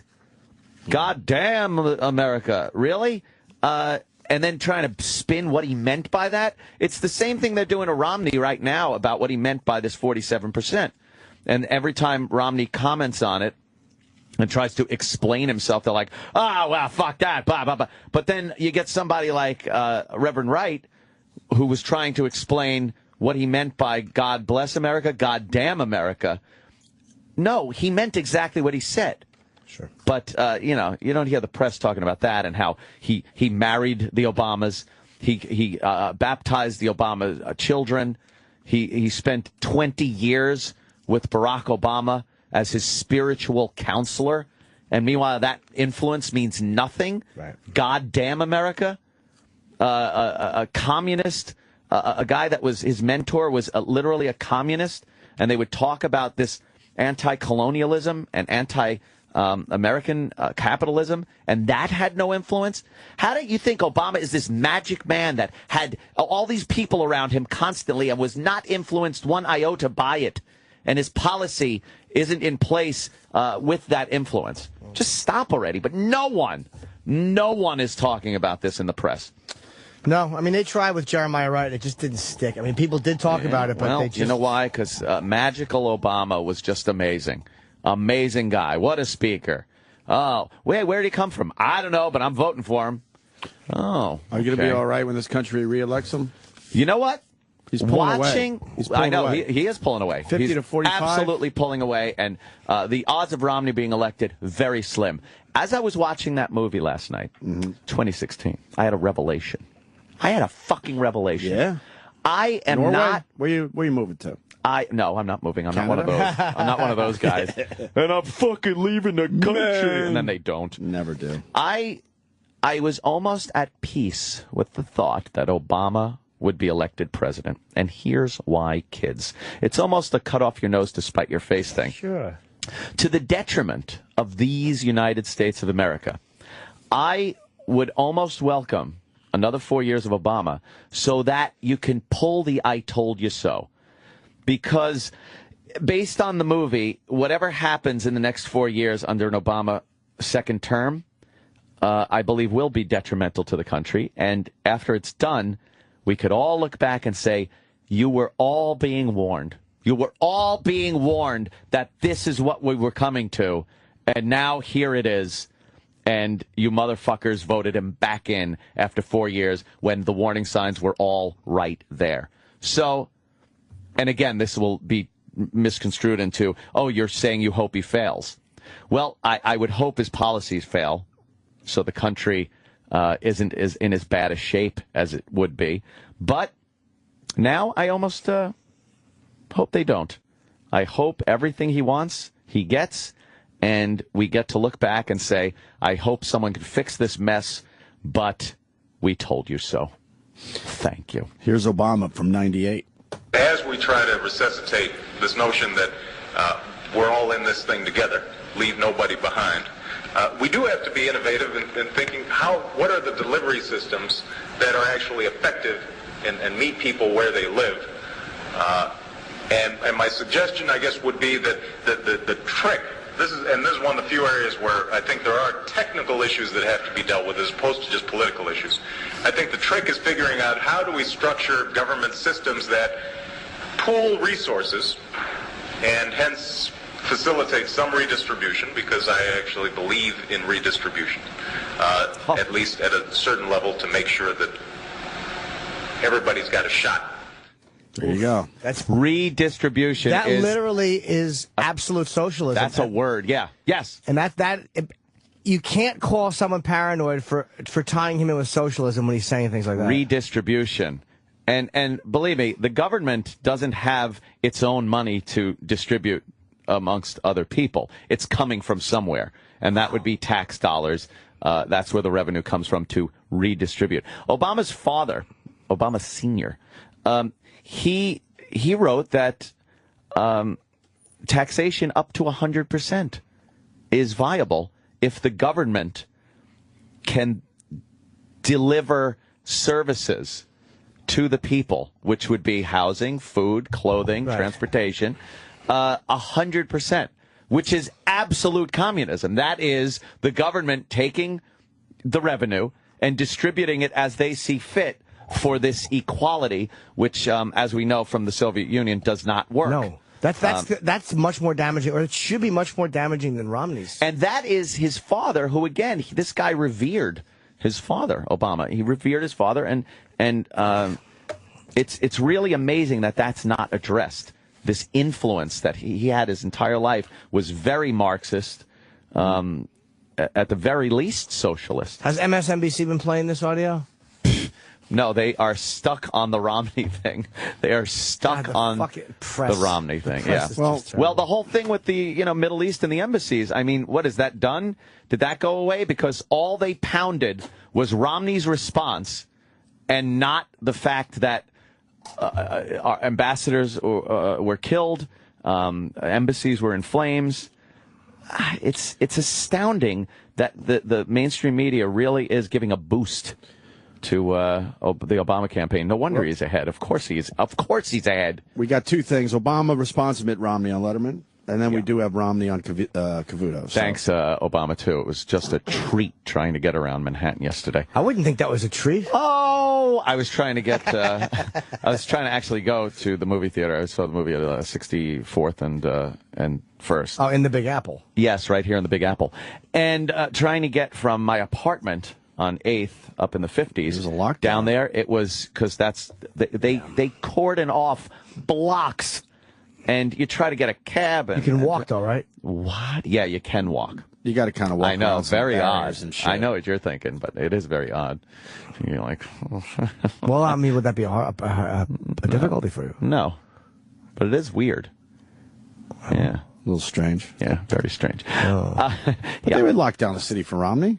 You know that. Not like this, I wouldn't. For President Romney or President-elect or President candidate? President-elect they would, but I think Obama has more security because he's black, and there's a racial fear that they're afraid that some racist will shoot. Like, he has the most ever, I think. He has, I remember the lockdowns for Bush. It was pretty brutal, and too. New York City, too. It was pretty fucking brutal. It's crazy.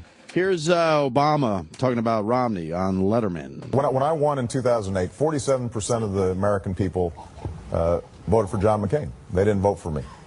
And what I said on election night was, even though you didn't vote for me, I hear your voices, and I'm going to work as hard as I can to be your president. And one of the things I've learned as president is you represent the entire country. And when I meet Republicans, as I'm traveling around the country, they are hardworking, family people. Who care deeply about this country, and my expectation is that if you want to be president, you got to work for everybody, not just for some. And it's a smart response, though. It's a very smart response. Romney handed them a wonderful opportunity to bash him.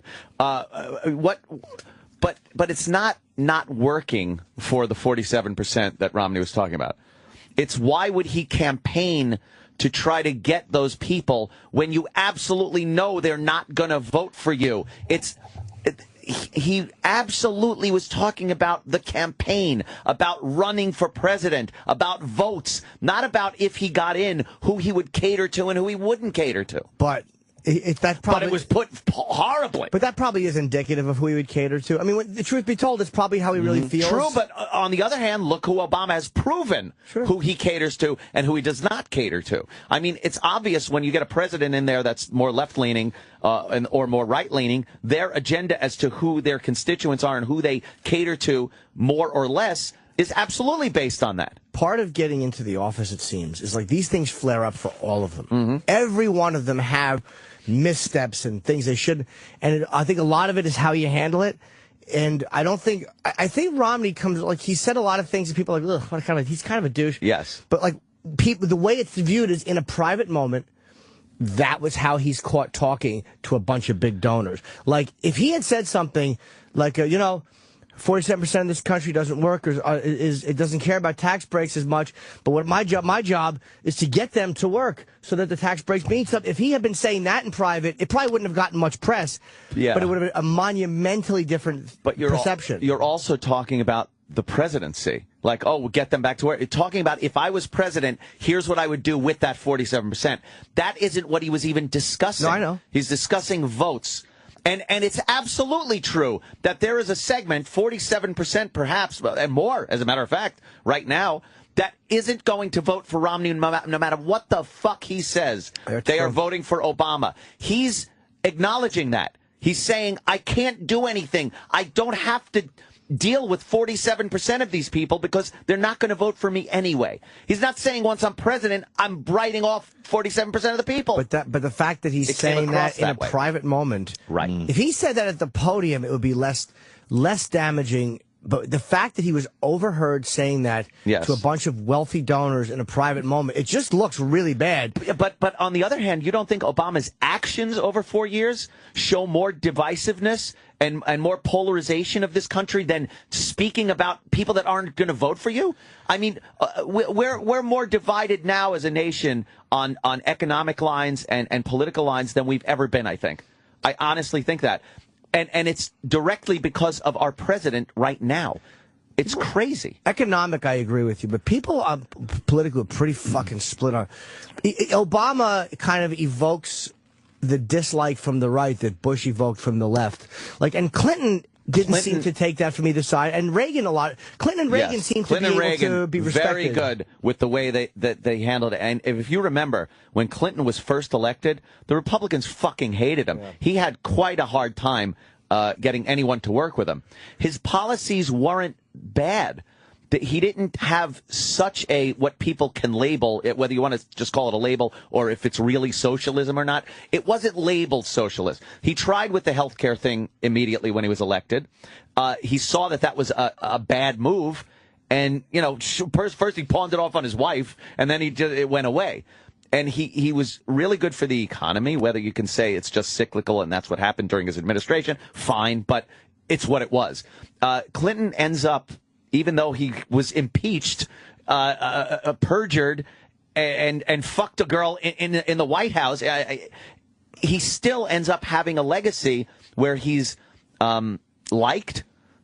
His term as president looks good on paper, and people worked with him, and things kind of got done. Yeah. Obama doesn't have that.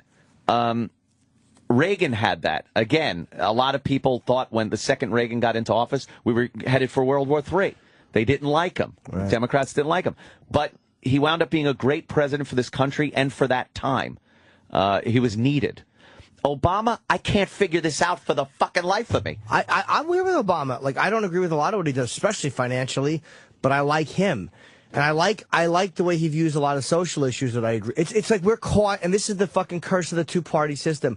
There's not a third party. I either have to deal with a guy whose taxes I much more agree with and I think are more fair for me in my life, who's going to cater to these religious bags of shit, or a guy who I agree with more on social issues and stem cells, who's going to want to take 80% of my money and give it to a bunch of lazy bags of shit. It's like you can't fucking win. Yeah, you're right. Yeah. I wish these people would call King Vape is out of his mind. He says, we got to go back to that tape of Obama.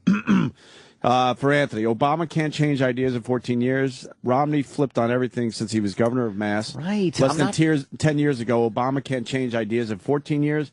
Romney flipped on everything since he was governor of Mass less than 10 years ago. Yeah. Look, I have never sat here. I just wish these people Romney, would call to kind of debate a little bit instead of just read their comments. I really want to make people fucking listen for a second. I'm not saying Romney is a great choice. I'm not even saying he's a good choice. He seems to be a schlep of a guy. He seems to, yes, flip-flopped on everything just to get into office, which, I mean, I defy anybody to point out more than 3 presidents that haven't done that. Who did flip-flop? Rudy. Rudy was Giuliani he is stuck not a to his guns, flip-flopper. and he Jimmy would never Carter, be elected. not a flip-flopper. Right, you don't like what he did, but yeah, not a flip-flopper, really. But a lot of people, like I said, don't know what Obama is all about. And I think when you look into what he is about, I see a lot of things that aren't really American values and America's the way this country really works.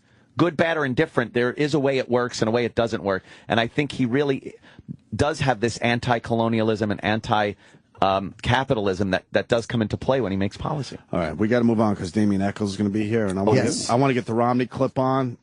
Romney on Cavuto explaining himself about his secret tape. The governor coming to us from Salt Lake City right now. Governor, welcome. Obviously, you've seen the fallout. The administration quickly coming back at you, Governor, saying that you essentially disdainfully wrote off half the nation. How do you respond to that? Well, we were, of course, talking about a campaign and how he's going to get close to half the vote. I'm going to get half the vote, approximately, I hope. I want to get 50.1% or more. And frankly, we have 2 very different views about America. The president's view is one of a larger government. There's a tape that just came out today where the president's saying he likes redistribution. I disagree. I think a society based upon a government-centered nation where government plays a larger and larger role, redistributes money, that's the wrong course for America. That will not build a strong America or help people out of poverty. I believe the right course for America is one where government steps in to help those that are in need. We're a compassionate people.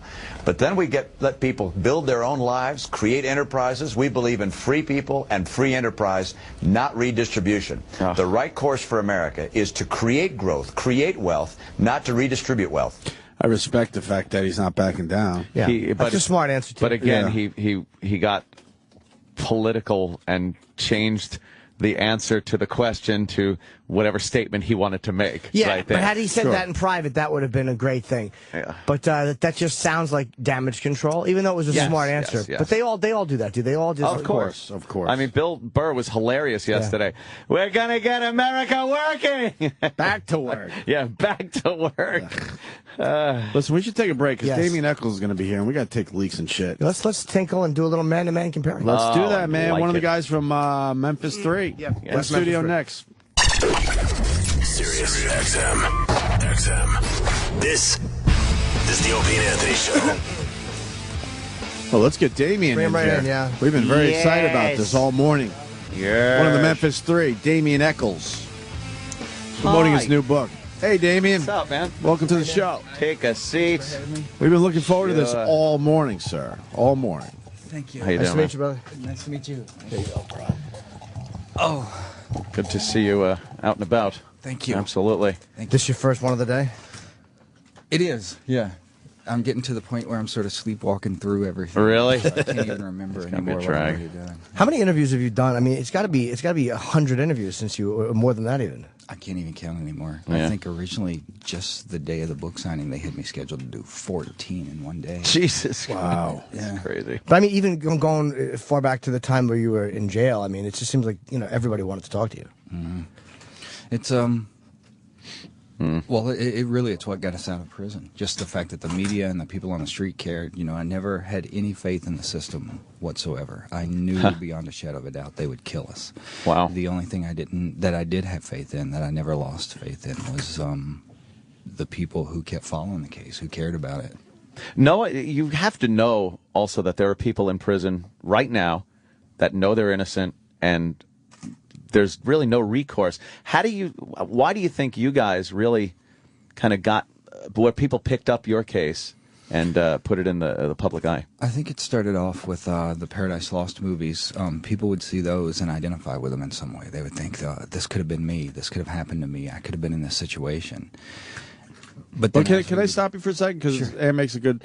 But how did the movie even get made? You know, there's probably a lot of interesting stories with guys in jail, but they're never going to get their documentary. Right. Going back to Ant's point. Well, that actually started because of the initial media reaction whenever. Well, it started off when the head of the HBO documentary division saw a small article in the New York Times about a satanic killing in Arkansas. So she sent a film crew down there thinking it was an open and shut case, that they're going to get this case on film of these guys who had committed these murders as an act of as part of a satanic ritual. Let's get the monsters on video and exactly. They thought it was just going to be this huge sensational thing, and then whenever they got down there, they started filming and they said, "Wait a minute, that isn't something's what up this here, is. This is something else." Yeah. The first documentary, though, really doesn't show you guys as innocent.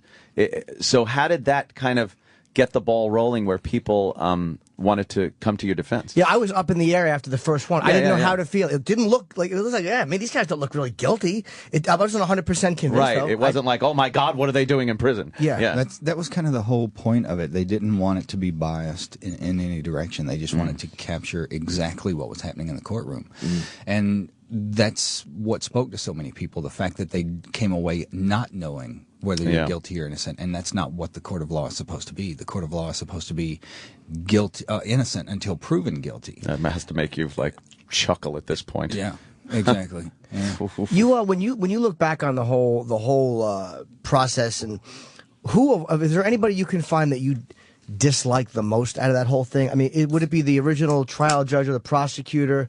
Or the appeals, the prosecutor who finally came out at the end and I guess offered the Alfred plea. Who among all those people do you kind of really have the most dislike for, if anybody? I guess if I sat around thinking about it, it would be all of them. Yeah. You know, there were so many of them that played a huge role in trying to murder me, and that's a hard thing to get past. That's a hard thing to get over. The judge, especially, you know, even to this day, even after the DNA evidence started coming out, he still to this day denies that there is any new evidence. Because it makes him look bad. Exactly. And to exchange your own saving face for people's lives is amazing. And this is a person who supposedly is in a place of, you know, power, respect, and supposed to be fair and equal. Just astounding. Well, he's a politician. You know, in society, we're sort of fed this belief that these people, judges, prosecutors, attorney generals, they have these jobs because they're somehow moral people. And in actuality, they are politicians, the same as senators, the same as advancing their careers. They will do and say anything they have to in order to win that next election. Literally leaving a wake of dead people. Exactly. To try to get up that next notch. Exactly. Disgusting. And when you're dealing with the local media, I mean, you have to take into consideration that the media is under no obligation to tell you the truth. They're a business, and just like any other business, their number one priority is to make a profit. So come election cycle, these politicians are pumping millions of dollars into this local media pool. I, on the other hand, am giving them absolutely nothing. So whose side are they going to spend this case on? That revenue coming in during election years, I mean, they're spending, like you said, millions on advertising. Amazing. When you were sentenced to death, too, I was wondering this, too. Like, the original moment they had said, okay, this is when we're going to give you the lethal injection, and obviously it passed. What were you doing at that moment when you knew that that's what was quote-unquote supposed to be happening in the system's eyes? Like, were you looking at the clock, or did you just sleep through the night, or were you aware, like, right now, I should actually not be alive if they got their way? My original execution date was May 5th of 1994, and it was one of those things that you don't know what to do with it. You know, there are very few things in life you're ever going to have of that magnitude, and you just it's like you can't get handholds in it. You know, you try to think about it, but you can't get your mind around it. The fact that at this moment, right now, these people are supposed to be murdering me. That if not for getting the stay of execution, these people would be murdering me right now. And you feel like you know, the worst part is that you know you didn't do it. Yeah. And I mean, that's the everyday thing. Every time you're beaten by a guard, every time anything bad is going on, it's the fact that I was never supposed to be here in the first place. And that's almost worse than what it is you're going through. Oh, man. How were the guards or the inmates? Because, I mean, I've never spent time in prison. And what was their reaction to you? Because it was such a high-profile case. And who did you find treated you with some respect or dignity, and who didn't? Well, when you're on death row, the prisoners there, it's different than every other part of the prison. There's a sort of solidarity there just because you have a common enemy. You're sort of banded together more than the rest of the prison just because you're all fighting for your lives against the people trying to kill you. So anytime I was in fear of my life in prison, it was never from a prisoner. Every single time it was from guards. And they took out their anger. Yeah, a lot of times it's just because they can. Whenever I first got there, they decided they were going to give me a welcome to the neighborhood party. Oof. So they took me to the part of the prison they call the hole. It's like this really dark part of the prison where in the summer it can get up to 120 degrees and you're in complete isolation and they can do anything they want to you. And for the next 18 days, they beat the living hell out of me. They used to come in at about midnight or 1 o'clock in the morning, and they'd chain me to the bars of the cell and beat me with nightsticks. And they beat me so bad at one point I started to piss blood. Oh, fuck. And the only reason they didn't kill me was because a deacon from the Catholic Church who used to come in bringing communion to the other prisoners found out about it, and he went to the warden and said, I know what you're doing. I know you're killing this guy, and if it doesn't stop, I'm going to go public. I'm going to tell people about it. And that's the only reason they didn't kill me. Didn't you have an incident with the warden, too, himself? Didn't the warden himself participate? Yeah. Wow. Yeah. He choked me. They took me up into the warden's office one night. It was the warden and 2 guards, and while the guards were beating me, the warden was choking me, kicking me. Unfucking believable. It's, that was one of the reasons that I took this. People asked, did you have any reservations about taking this deal, the Alfred plea at the end? And the answer is no, because I was dying. My health had gotten so bad over the years. I've gained 60 pounds since I've been out of prison. Wow. Did your relationship with the guards ever get better as the case got more notoriety and people started thinking, well, maybe this guy is innocent? Did any of the guards change their opinion on you? No. They don't care. They didn't care. One way or another, it's all the same to them. You're just somebody else there. What was the warden thinking? Were you acting up in prison? No, it was just because he saw me on TV. The prisons, they hate whenever any sort of media attention is drawn to the prison whatsoever. Sure. And like you were just saying, people were wanting to come in and do interviews and stuff with me from the very beginning, and he did not like that at all. He saw that as me bringing attention onto the prison. Right before I got out, the past year before I got out, was the brutality had escalated like 100-fold because one of the guards at another prison had been involved in a beating where an inmate was beaten so bad he lost an eye. And the media got wind of it and wrote a few newspaper stories, and the administration said, okay, we got to get this guy out of here. So instead of firing him, they promote him to warden and send him to my prison. Oh, man. And that's the reason they don't want the media attention. Yeah. You talked to, by the way, your book, where he's promoting, Damien's promoting Life After Death. And I'm almost finished. I got like 30 pages left. You're an amazing writer. And I know that you talk about not wanting to be a freak show. Like, you don't want people just looking at you like, okay, here's the guy who went to jail for this. And I have to be honest, the writing stands up on its own. Like, it was really interesting to read about these experiences before the murders, before with that truant officer driver, right? And the time you spent in a mental hospital and didn't even know you could fight it, right. And it's kind of mixed in with just your these things you wrote in jail, and I think it was fascinating. I guess, did that keep you sane? It did. Writing and meditation and my wife, those were the things that kept me alive in there, kept me from losing my mind. I've loved writing ever since I was about 12 years old. It's like it scratches an itch somewhere deep inside of you that nothing else gets to. And that was my hope with this, is that if I thought this was, just a car wreck that people would want to gawk at, then I wouldn't have wanted to put it out. I wanted to make sure it was something that stood on its own merit. And my hope is that, people will like the writing style, people will like the voice enough that they'll want to read about something other than the case. Yeah, you guys have been humanized, though, to a point where people will do read it and read about the story and not just say, okay, here's person A, B, and C. Like, you're people. Your personalities are out there. It really isn't just like a freak show, because a lot of people feel they know you, they can identify with you. So I don't think you have to worry about that freak show aspect of it. Thank you. You mentioned your wife in there, and I saw the Anderson Cooper interview yesterday. Right. I was amazed to see your wedding pictures from death row. That was so strange to me, because obviously an extremely happy occasion, but it's happening on death row. What was going through your mind that day? Just shock. A lot of it, really, at that point, I hadn't had human contact in like 7 years, something like that.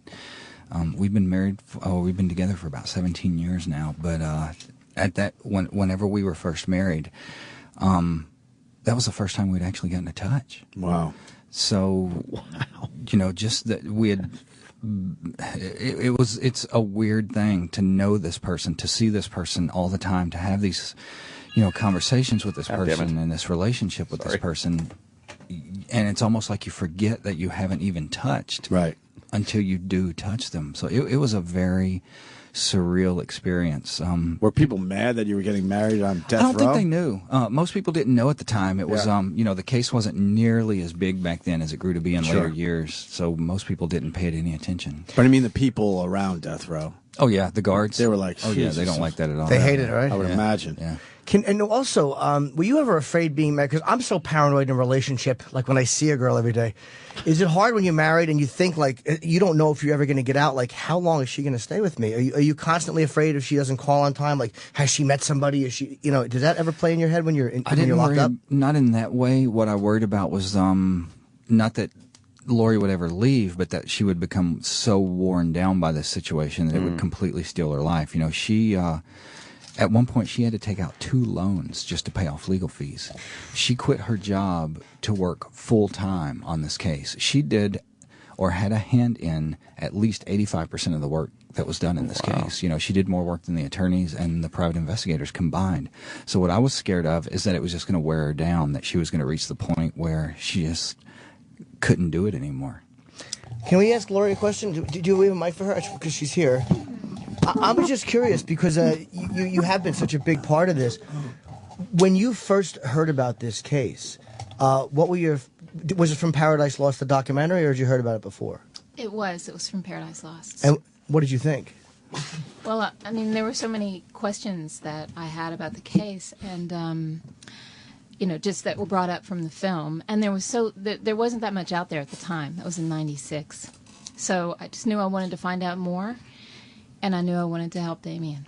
And did people question, because your family and all these people around you question, why are you communicating with this person? My friends were all supportive, and the only way I know how to answer that is I just didn't give him any room to question me. I knew I was just hell-bent on, for whatever reason, I just knew this is what I wanted to do. And no one, I didn't even tell my family that for 4 years because... Oh, wow, really? Yeah. Yeah, I just wanted to have a sense of be established in what I was and understand what I was doing before I put it to them. The interesting part is that you really do get a stronger relationship, I think, and at least the two of you could know that it's not based on some kind of superficial thing. I mean, if anything could be taken from that, wow. I'm sure Damien knows that you authentically love him to have to go through that. And again, without the contact, without things that people normally take as a relationship not being there, there has to be something pretty strong between you two. Mm-hmm. Well, yes, and our relationship is based on communication. It had to be. And I think, so many people forget about that, or they get busy in their lives and they forget to even sit down and we'd sit down and talk for 3 hours, at least a week, but wrote every day, talked every day. So, not that that's everything, because there's a lot more to relationships, but that's a pretty strong foundation. Yeah. And just so you know, too, so Damien's doing book signings. I think he's doing one here Friday with Johnny Depp, who I know has been a huge supporter of yours and a friend, who's actually doing the signing with you, which is, I'm so furious. I'm going to be in dumb Columbus. I can't go there and get pictures and have fun. But it's at the Barnes & Noble here in the city. It's in Union Square at 7 o'clock. It's a talk and signing with Johnny Depp. That's a huge Barnes & Noble. Plenty of room to spread out. And the book is honestly fantastic. You talked about things in jail which I would never have thought of. Like, I'm literally almost done, and there's a part right where I just read where you talk about the mosquitoes. Like, I've never heard anybody talk about the mosquitoes in prison. But what else? What Is are that the a things? gang? Yes, a bunch of guys with little dicks. Jimmy. What are the things about jail do you think that people just don't talk about? Well, I think that is one of the things that most people wouldn't think about, because whenever, most people get their information about prison from movies, and that's not going to be a very fascinating part of the movie to focus on mosquitoes. Yeah. But I mean, you take into things like that, like the rats. You have a rat season and a cricket season in prison, where in the winter when it gets really cold, the rats, and you're out in the middle of nowhere, in the middle of all these fields, so the rats all start coming into the prison to try to get away from the cold and to try to get away from the lack of food and everything else. So you'll wake up at night. Whenever I first got there one night, I kept hearing this noise like somebody was rubbing styrofoam, and I kept thinking, what the hell is that? And then I rolled over, and there was a rat looking, directly into my face. It was chewing on my hair, was what it was. You can't let your blanket touch the floor at all, or they'll climb up onto the bed with you. You can't leave anything to eat laying around, or they're going to swarm in there.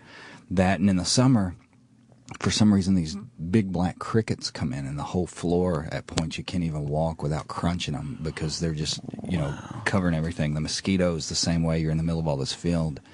So at night, they breed out there, and at night, that's one of the things that will drive you to the point of madness. They're biting your lips and your eyelids, and they're buzzing in your ears while you're trying to sleep. And, parts of the prison can reach 120 degrees in the summertime, so you can't put on clothes.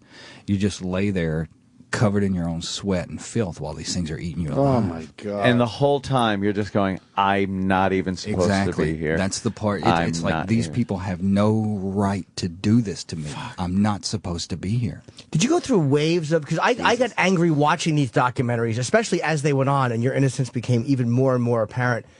How do you deal with what should be just constant rage? What does that flow into? And in the beginning, it got to a point in the first 2 or 3 years where I would wake up in the morning furious. From the moment my eyes would open, I was just furious, and it was making the situation even worse. It was eating me alive inside, and I knew I had to find some sort of way to deal with it, and that's what made me turn to meditation. I received Jukai ordination in the Rinzai Zen tradition of Japanese Buddhism, which is the same tradition that used to train the samurai.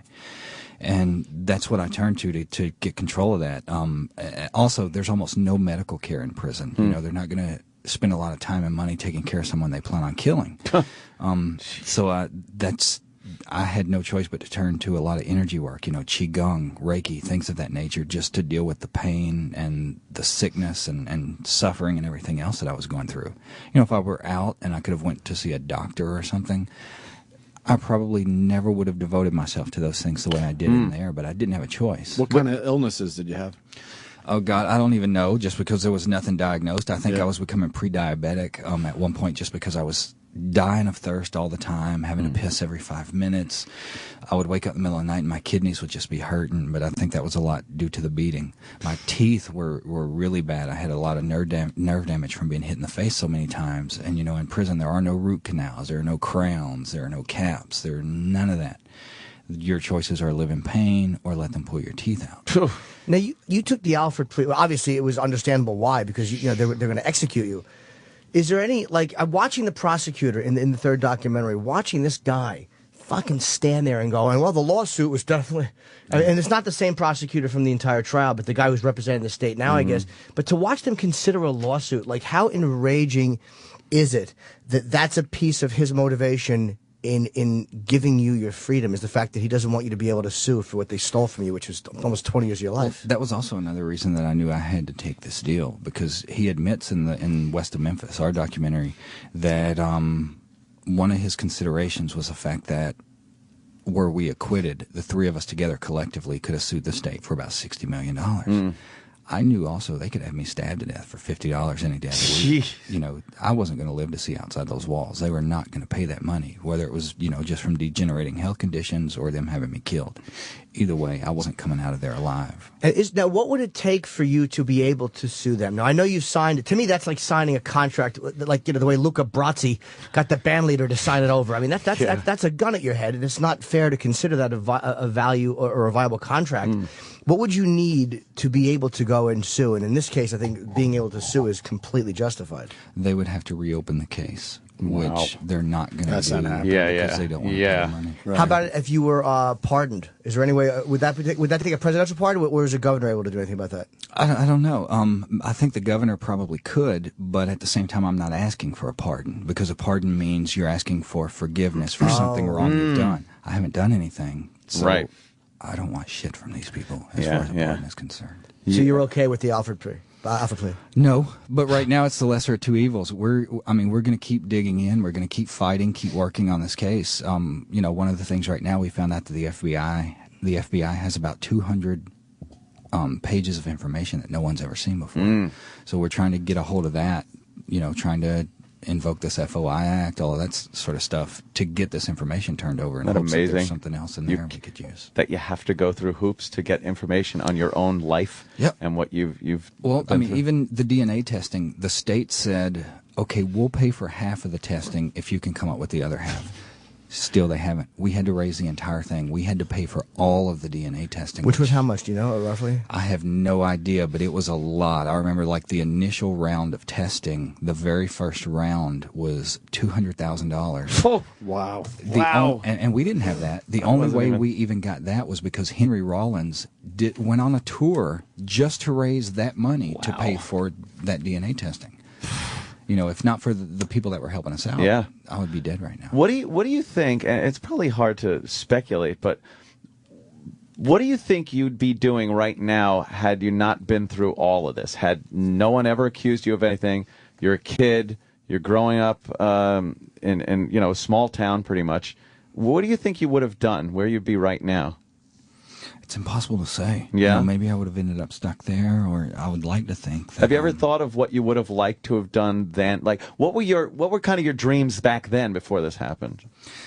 I wasn't absolutely positive. I loved writing, like I said, but at the same time, I would just have this feeling when I would get up in the mornings that there's got to be something more to life than this. You know, I would look at everyone around me that had just been so worn down and were already dead inside, and that looked like they were, you know, somebody's grandparents by the time they were 30. And I think there's got to be something more to life than this. Yep. Holy shit, you sure didn't belong in the small town USA like that.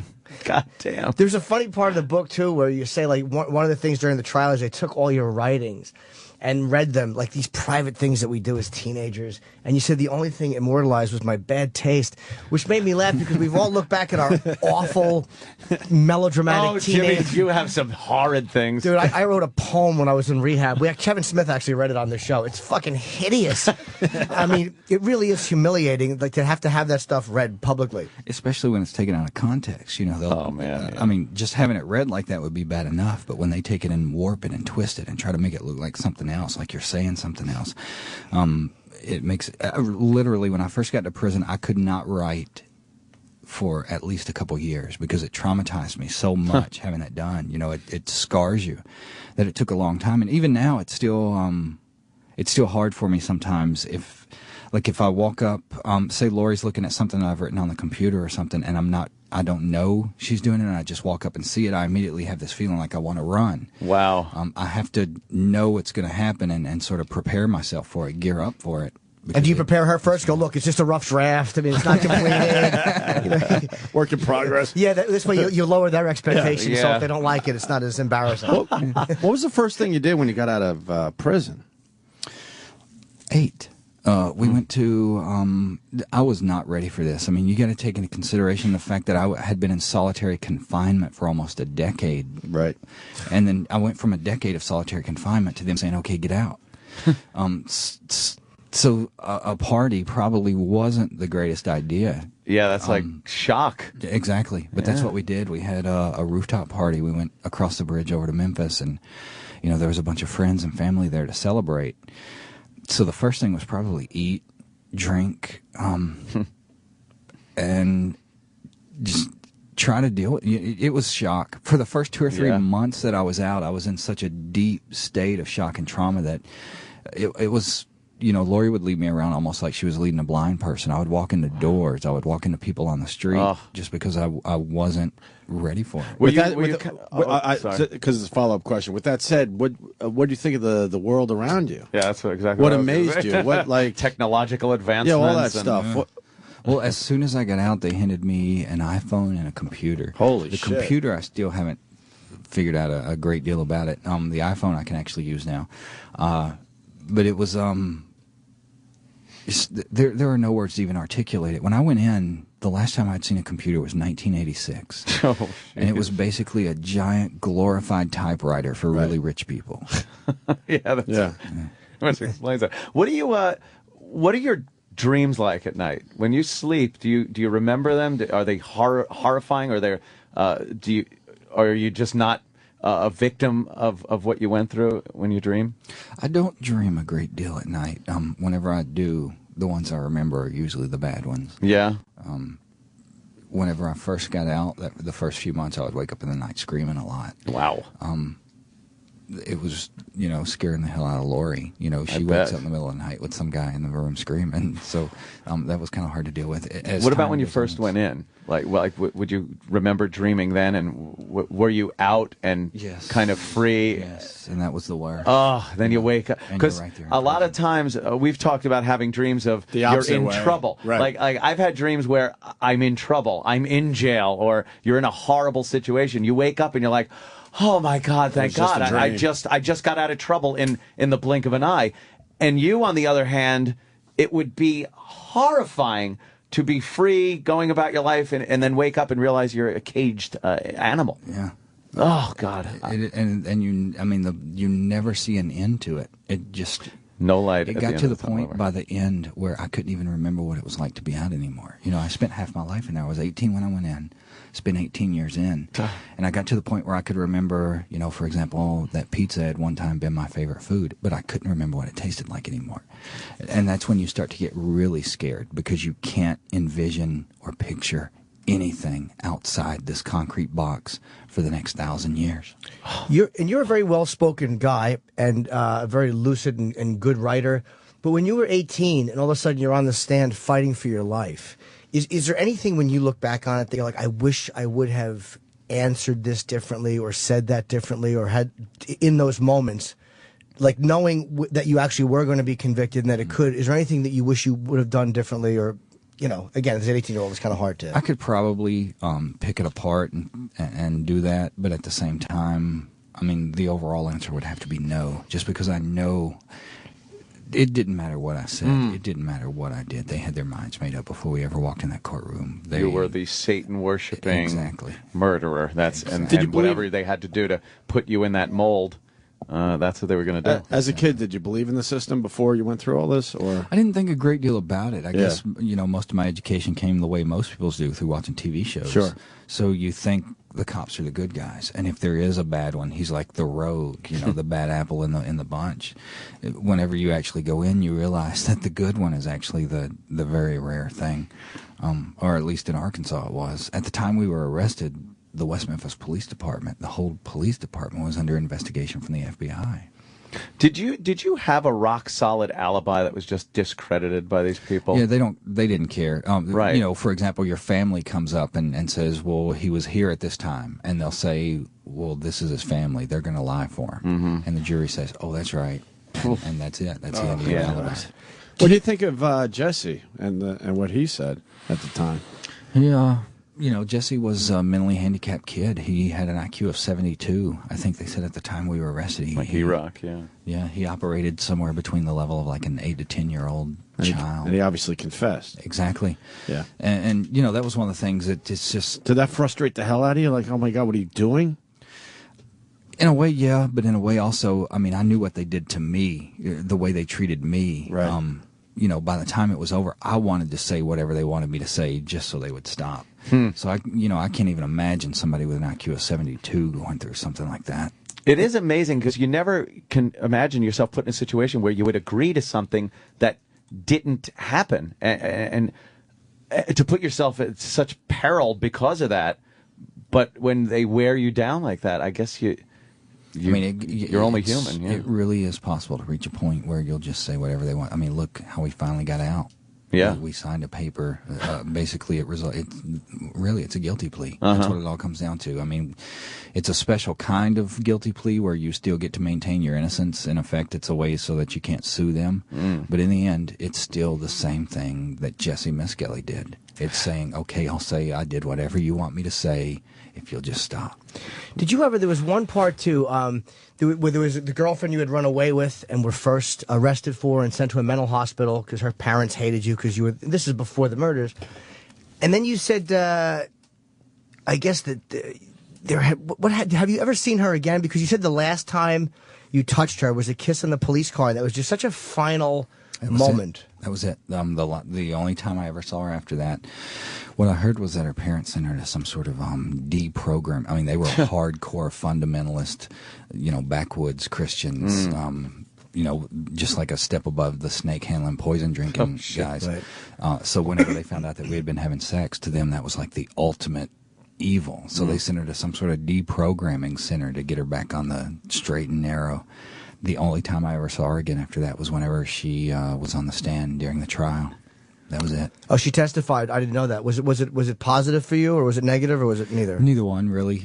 They just brought her on the stand to say they asked her, "Did I have a knife?" And she said yes. Thank you. Yeah. And I know you don't know. No one has any answers on it, really. But in purely an opinion, do you think that Terry Hobbs had something to do with it?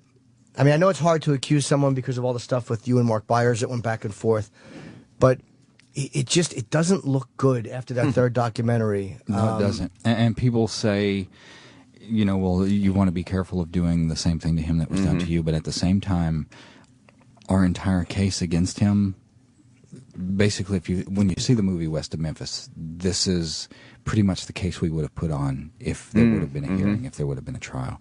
So everything that we point towards him is all physical evidence. It's all either DNA or it's eyewitnesses, things of that nature. It's not hearsay. It's not ghost stories. It's not the fact that he read Stephen King novels or wore black clothes. Right, yeah. He says, for example, that he never even saw the victims the day they were murdered. Right. Well, 3 witnesses have come forward and said they saw him with the victims within an hour of the time they were murdered. We did a lot of other stuff that didn't make it into the film also just because there was nothing we could do with it. Like, for example, we found the truck he had at the time of the murders, and luminol tested it, and there was blood in the truck, but it was so old and degraded it couldn't be identified. Same thing in his kitchen. We went into the house, luminol tested, there was blood under the linoleum in the kitchen, but it was so old and degraded that, it couldn't be identified. DNA couldn't do anything with it. Exactly, yeah. Wow. And you had there's also something where, are you and Jason speaking again? I know that afterwards you guys had a falling out over... Well, technically it wasn't between Jason and I, it was between me and the people making this movie. At one point, I had read the movie script and it was absolutely horrendous. I think it was written by the same people who wrote like Hellraiser 6, something like that. So I started reading this thing and it was horrible. And when I started speaking out against it, I started getting, phone calls. They're leaving messages on my phone saying, if you're interfering with our movie, we're going to sue you because you're interfering with our right to make a living and all this kind of stuff.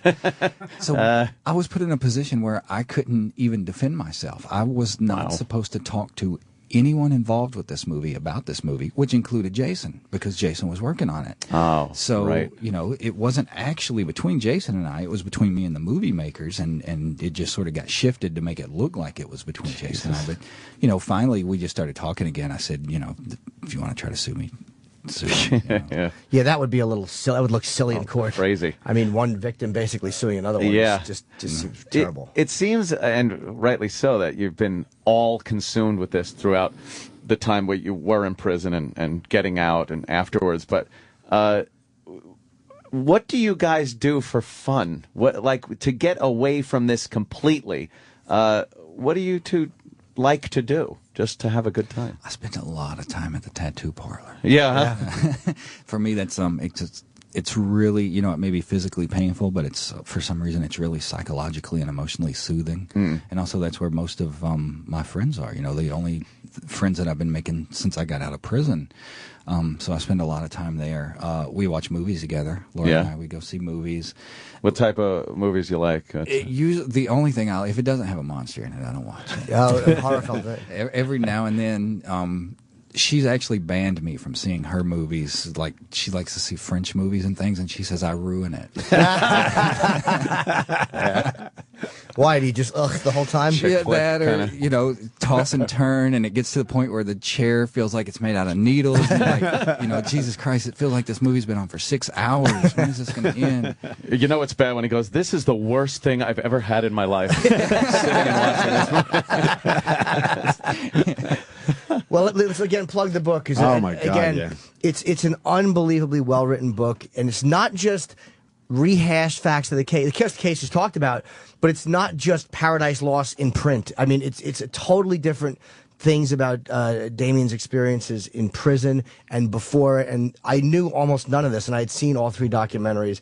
And it's called Life After Death, and it's on sale now. It's a great fucking book. It's really, really brilliantly written. And you can go to DamianEchols.com to get any type of signing info. But if you're in New York this Friday, he's doing a signing with Johnny Depp, who really was a supporter for a long time. And I love the fact that he's showing up. It's 7 o'clock, Barnes & Noble, Union Square. And you can there's a talk, and then there's going to be a signing. And you're doing them with Dave Navarro, Henry Rollins. There's too many to list. But wherever you live, if you're listening right now, we're heard all over the country, you probably can go to a signing and hear Damien and talk and get a book signed, because it's a great read, man. Amazing. Thank you What so an much. amazing story. It's almost like if it was a movie, you wouldn't believe it. It's too crazy to believe that could happen to a person. Dude, you make people question everything. Like you said, the cops are the good guys, and all of these things that you're kind of born and raised to believe. And it's like it's just like all of that is shattered reading this. Yeah, well, it was shattered for me living through it. You know, there's so many aspects of it that are hard to get your mind around whenever you're going through it, and it just it psychologically destroys you. It destroys the foundation of everything you think you know about life. Yeah, not just your personal life and what it does to you directly, the physical abuse and mental abuse and whatnot, but yeah, it's a fracturing of everything that's supposed to be right. Yeah. The whole construct of the system just means shit. And it makes you realize people are crazy. Yeah. Do you hate when people try to relate to you and have no experience like it? Like, dude, I was waiting for a bus one time, it was late, and you're like, you asshole. Yeah, I actually had someone tell me sometimes, they wondered who had it worse, because I'm in prison, but at the same time I don't have to worry about things like buying cat food. Oh yeah. Wow, I'd hate to have to go out and buy cat food. That's a real lemons to lemonade attitude, isn't it? My glass is half full. Well, they're saying Damien has to go because you have other press. A lot of press. Very cool. This was man. amazing, Damien. Thank you it was guys a pleasure so meeting much. you, sir. Thank you so much for Ever having since me I saw today. the first documentary, I thought the story was fascinating, and you really came off, even at that time, like a very smart guy, and like, what the fuck is he doing in this situation? And to see you pop out on the other end of this with any bit of sanity is amazing. So just amazing to have you here. Thanks so much. Life After Death. I'm sorry, man. Life After Death. It's in bookstores now. You can get it online. You can order it. It's a fucking great book. Very cool. Damian Echols, everyone. Thank you. You're listening to the Opie and Anthony Show. The Opie and Anthony Show. Sirius XM. Sirius XM. The Opie and Anthony Show.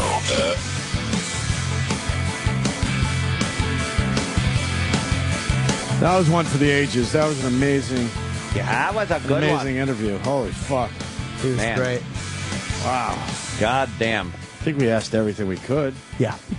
Yeah, you could just keep going and going, just getting more into the case and the murders and stuff. Like, you just want to keep asking him shit about the case, but The one thing that got me, and it's a simple thing. Yeah. The mosquitoes. Yeah. It's a simple thing, I know, but the mosquitoes and having no defense against that whatsoever. Because it's so fucking hot, you got to take most of your clothes off, and then you got mosquitoes biting the shit out of you. You know what? I can relate. My backyard, especially with the pool heater on. And the no tiki steam, torches? And the tiki torches, when they get a little low on fluid and I can't light them all, I can relate. Absolutely. Yes. And I told Damien a thing or two. I said, this is our prison, sir. Yes. This is our prison. 4 hours every day we have to sit here and toil. We can relate, sir. Exactly.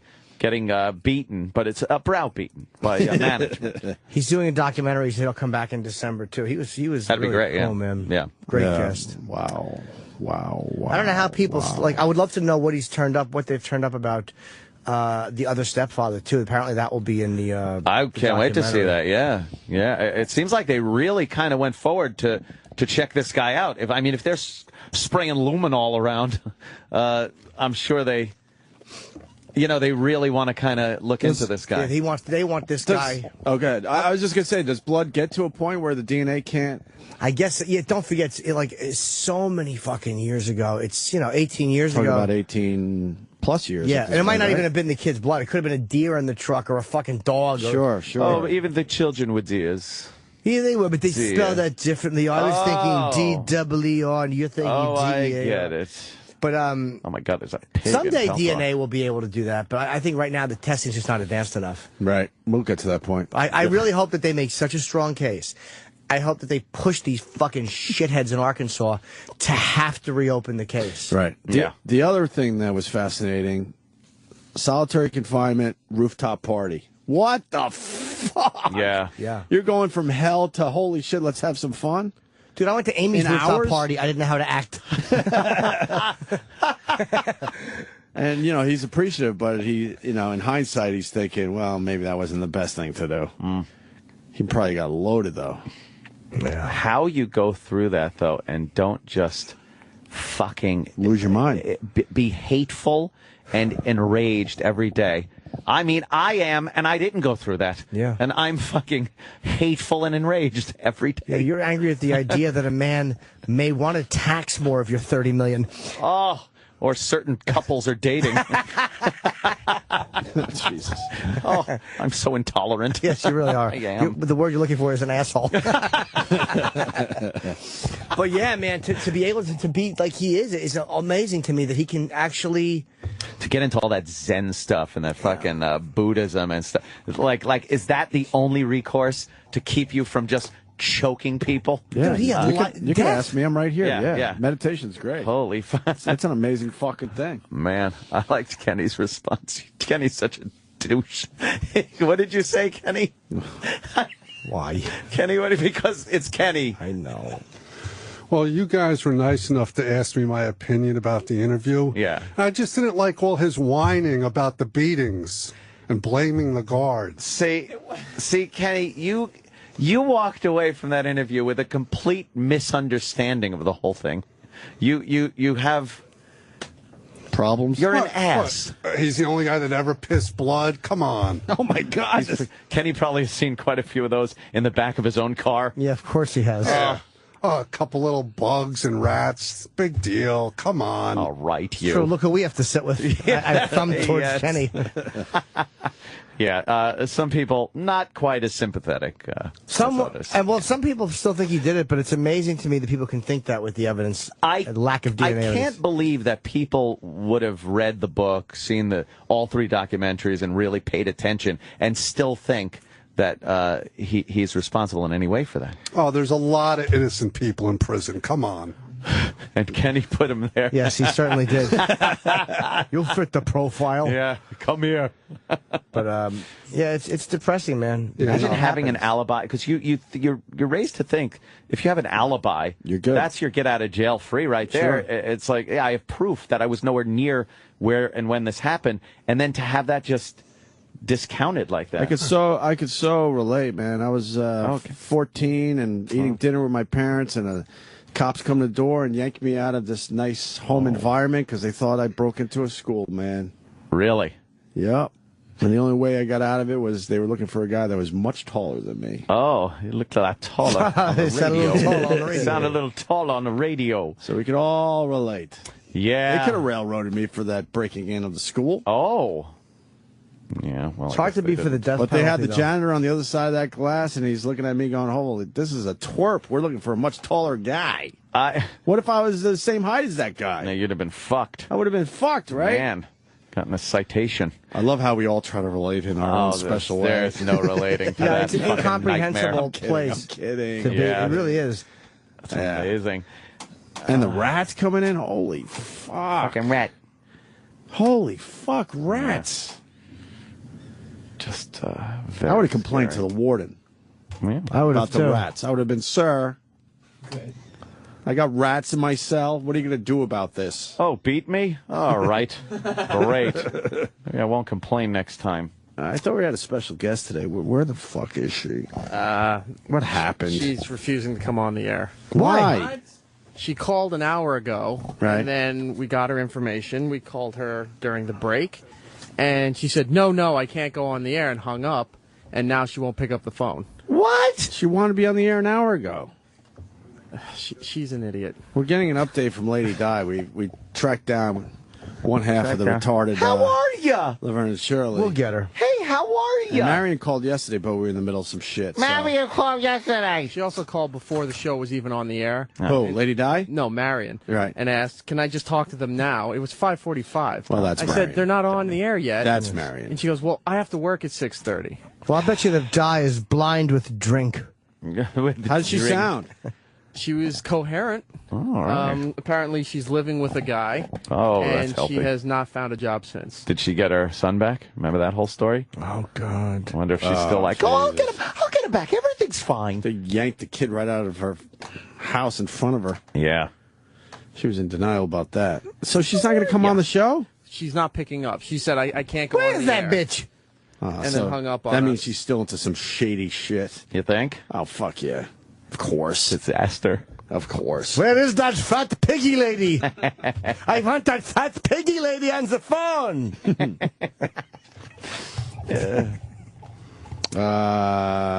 Jerry Lawler out of the hospital. Oh, my God. So he'll be back behind the broadcast table soon enough, huh? Oh, well. Well, he's back in Memphis. Yeah. Took the private jet from Montreal to Memphis on Monday afternoon. And he is booked for a special interview on Monday Night Raw. This coming Monday. Vince McMahon. What do you mean? Oh, that Vince McMahon. A special interview? Yeah. You know Vince set that up. This whole thing was a work. If you want to come back to work, you give the bloody details. I want an on exclusive. Raw! Yeah. And then you can get the Maybe he doesn't want to talk about his You're near-death going to get experience. on and spill your guts. You can get the Long Live If the you know King. what's good for you! The T-shirt's available. Are you kidding? What, the I had a heart attack t-shirt? There's a Long Live the King t-shirt. Yeah, they're supporting Jerry Lawler. Oh, my God. Where are all proceeds going? As 90% goes to Vince and maybe 10% to Lawler. Oh, please. Come on now. He'll be back on Raw on Monday. He won't be on the Who's commentary interviewing him? booth. Michael Cole. You know Mike doesn't want to do that. He doesn't want to be part of that, but Vince tells him what to do. Yeah. Well, I know you're buddies with these guys, but you got to think. What buddies? Vince has a lot of influence on what those guys do. Well, of course, he's the boss, but Michael Cole also has a the boss? history in actual news, so he may... Well, wouldn't they want to just have that conversation privately? Well, maybe it's not a in different... front of millions of people, because Vince realizes I could get ratings from this. There's a private conversation, there's a public conversation, and the WWE universe would love an update, you know? Well, he's doing fine. There's your update. Long live the King. Yeah, we like the King. Yeah. You think he'll go back in the ring? Yeah, I do. Unfortunately, you do, right? I think he... Not by his choice. Once again, by Vince's choice. Not by Vince's choice. You get in the ring because we have a feeling you could die at any moment. That would be great. Leading up to the Hell in the Cell pay-per-view. No, I think he will get back in the ring because it's what he loves to do. At 62 with one heart attack under his belt. That's good. He loves wrestling. Get back in the ring. It's like you guys in radio. It's your passion. Oh. What? Your passion, remember? Oh, yeah. Remember that? So Yeah, that's but- good. I'm very happy that the King's doing well. Can we You get him on get the in show? there for a myocardial infarction match. That's what we're going to do. We're going to have a 90% clogged match. Yeah, it's not right, but They're gonna they'll do have it. they're gonna have a defibrillator at the on the ladder, top of the ladder. Oh my God, they're shocking him! Right. He starts the match in cardiac arrest, and he has to climb up the ladder and fucking defib himself. And for the record, that would be a great match to watch. Would be. Part of the reason that he was able to recover so well is because he was able to be treated immediately thanks to the medical professionals on hand in the arena that night. The big steroid guys. The fake EMTs. The fake EMTs actually knew what they were doing. There's no. It was their doctor. Here There's no come the steroids. emergency staff. We're all wrestlers. They're fucking wearing white smocks and they're on all willy-nilly. Thank God one of those guys paid attention in school, so knew something about it. First of all, I didn't have an actual degree or nothing, those guys. I'm not even sure JR was there that night. Oh my God, he is in my mind. That's how I see it. Oh, he was watching from home. He's never stopped announcing. The He just king does is it for down. himself. Lawler's down. Oh my God. He wouldn't have hit the mute switch. He would have just announced it. Keep announcing it. Yes. He was back on Monday, though, JR. Mm-hmm. And JBL was taking the place of Jerry the King Lawler. I think we're getting JBL on, right? Yeah, he's climbing the tallest mountains on each of the 7 continents. Why? To raise money for charity. What charity? Some children's charity in Bermuda. Fuck them. They live in Bermuda. He lives in Bermuda. How great is that for a kid growing up? You're in Bermuda. Who cares? It's a nice place. JBL will be fun. He's going to trust Jesse? Well, yeah, I mean, JBL He's not a fan, right? And he leans conservative. Oh, well. A little Quite bit. conservative. Quite? Yeah, We'll so. have to talk. And he's a financial guy, too. You could talk about your Apple stocks and whatnot. Oh, nice. Mm-hmm. Cool. It is Wednesday, right? Wow. What the fuck? This was supposed to be our Lady Dye segment. I'm fucking pissed. Yeah. She blew you Now off. we have to show all our talent to get through this next She 15 ruins minutes. the show again. This was going to be her time. Her time. We're getting very nice tweets from Damian Echols, which is nice. Are we? Yeah. What's he saying? Hold on. I loved, and he put capital as loved, doing the Opie and Anthony show. Those guys are so great to talk to. I'd do it again in a heartbeat. I'm still a little in shock. Wow. And then I wish every interview was like the Opie and Anthony interview. It would make talking about difficult things a lot easier. Wow. Wow, we should be psychologists. Pretty cool. That's actually what Paris Hilton wrote to us, remember? Oh, yeah. Oh, Jesus. But isn't it interesting That's cool. how a guy can talk that deeply about stuff? Oh, yes. And that Great vapid example. twat comes on and won't talk about the fucking blowjob she gave in a movie, which made her famous, and yet he's talking about a case where he was falsely accused of pulling a kid's dick off, and he didn't do it. Not only that, she didn't want to talk about Kim Kardashian. Nothing. She didn't want to talk about anything. Who she used to be friends with. Yeah. Fuck that. Yeah. Yeah. This is supposed to be the Lady Di segment. Lady Di. I know. The fuck? Where's Lady Di? She's still not picking up. She blew you guys off. Keep calling her. She's I fucking- want that fat piggy on the phone! That's the old... the slob. Karl Urban's coming in, by the way. Yes. You Bones might from the say- new Star Trek. Yeah. Right. Who's Karl Urban, you might say? Yes, he's Bones in Star Trek. He was also... oh, boy, we're doing filler. No, Lord of the Rings? No, Because Lord of the Lady Di Rings. thing. He was in Lord of the Rings. Who, before I knew his name, I just called him the scowling guy from Lord of the Rings. He had the blonde hair, and he always had his eyebrows were always furrowed. Oh, that guy? Yeah, looking at I've seen looking at things. Yeah, that guy in Lord of the Rings. Holy fuck, he's pretty famous. That's that guy. He's coming in? Yeah, and he's Bones. I looked at him. I didn't even realize that's also Bones from Star Trek. And what is he, Dredd now? And he's Judge Dredd. He's doing Judge Dredd. Judge Dredd. Dredd in 3D in theaters Friday. And the new Star Trek, of course, being filmed or edited or something. Oh, you spent a little more time with J.J. Abrams than we did. What happened, by the way? J.J. Abrams comes in, he does our show, they usher him out to do other interviews, and he goes on the fucking shit show? That's why he had to leave our show to do the shit show. Well, he had to prepare for the shit show. It's called the after show, and we spent it was Judah, JJ, and myself just kind of talking about film. And Did Judah know JJ? Oh, yeah. And really? Judah was terrific. They knew each other? Yep. Had they worked together on anything? They never worked together, but they had similar passions. He could be in the Star Trek movie as the guy that brings the tribbles. Yeah. Judah would be a good guy, that crazy space guy that brought the tribbles. I was listening to the Judah Friedlander interview with Sam Roberts and thinking to myself, what a weirdo. Who, Sam? And I like Judah. Sam's a weirdo. He's just a weird dude. He is a weird dude, but he comes up with some strange concepts. Like, what is the bumper sticker thing he was telling you He's about? running for president. But you could put his bumper sticker over other bumper stickers. Yeah, he said he designed his bumper sticker to put it over other presidential bumper stickers. But there was something else about it, like it said Judah for prez. It's just a He is a weird dude, guy, man. and he wears the world champion hat. He's very funny. And no one knows what that I'm not means. saying.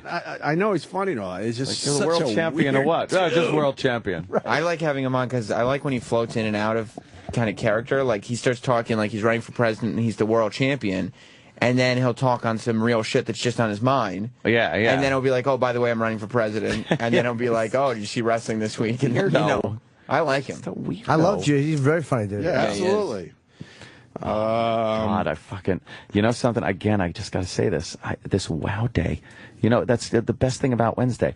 It's a guy who just puts naked picture after naked picture of girls, and they're exactly the type of girls I like. This guy is great. He just puts these fucking trashy white bitches. Love them! Just got to say thank you. Thank you. Mirror pics. Who doesn't like a good mirror pic? Girl's got her leg up on the sink. She's snapping a fucking picture. Sure. Don't you love that shit? Sure do. Oh. By the way, Judah's not running for president. What? Yeah, he is. He's standing for president. That's right. Oh, boy. Judah's standing for president. Thus, then, why I say he's a weirdo. Running for president is a cowardly act. He's standing for president. He's standing. He's standing for president. J.J. Abrams said he liked doing the show, though. Yeah, but J.J. Abrams after told show. us Fuck that you. there's going to be a whole con thing in the next Star Trek movie. Yeah, but I talked to We him. got that exclusive. Yeah, but I had The press hasn't picked up on it yet, though. Yeah. J.J. Abrams and Judah Friedlander interaction together. That's. I wish I was here for JJ. You weren't here for JJ? I was in Irvine. Oh, He was the JJ. He was cool. JJ's And always he's like good. the next Spielberg, and he's just hanging out with us. That was really neat. And with me. What? Fuck. When you say us, you mean like all of us, because he did my show, too. Yeah, well. How did it turn into your show? That's That not is true. your show. The Your after show's show? on Sunday. That's right. Thank you. That's your show. That's true. No, the after show's mine, too. I created it. It's my show. Created. You're like a locker room reporter after the big game. That's right. Right. That's what the 10 o'clock hour is. Management created that show. Yeah, No, you're- I said- pitched it. You're No, you just didn't. in the I did. locker room getting the post shit. But I'm the host. Post interview. It's But not that's- your show though. It is my show. I'm not believing you. That's like saying that I don't know, the reporter after the Yankees game is actually playing for the Yankees. No. It's like saying the reporter after the Yankee game is hosting the after show, because that's what he's doing. You're doing the post show Because after the big show. Originally it was a different thing, though, and then I took it over and made some changes. Yeah, you too. Oh. I do like that about you. You walk all over management. I tweaked it. Like us. I tweaked do it a respect little. that. Yeah? Yeah, they haven't told you no yet. It's hilarious to me. It's a great show. How could they Where's say no? Lady Di? This was supposed to be the Lady Di segment. Supposed to be the Lady Di segment. Still not picking up. Does she know this was supposed to be her segment? E-Rock, are you getting nervous because you know what this usually leads to when we run out of material? Yeah. I love that. I love how E-Rock has finally called us out on that. We can't get one fatty. We'll take another. Yeah. Are you getting a little nervous in there, E-Rock? You know how this. You know how this goes. It's either you or call Sam's mom. We're in trouble. And praise goes to Anthony, by the way, for fitting in the E-Rock low IQ joke. Oh my God! Way under the radar. Way under the radar. E-Rock, yeah. No, but Damien, And then Damien went, yeah. Yeah. He was just in the zone. Eric yeah. Miss Kelly. Like that info. Like that info got to prison. Oh yeah, we all know. Yeah. Low we all IQ. know E-Rock has a low IQ. Your dumbbellness is legendary in all states. E-Rock's going to shave his buzz cut, and there'll be a clock there right on top of his head. Oh, Exactly. There'll be no hands on it because he never gets to work. Just kind of bumbles through life. What time are you going to start doing some real work? And he points to his head. 0 o'clock. It's a time to make the donuts clock. E-Rock. See? That's right. See, E-Rock? See what happens? Exactly. And instead of a clock, it's a scale with a lot of numbers on it. Oh, E-Rock. For E-Rock. To be fair, it's supposed to be the Lady Di segment. That is true. It really is supposed to be the Lady Di segment. I'm very, very Do you want to call and leave her a message? No. No, we don't. We want to talk to you.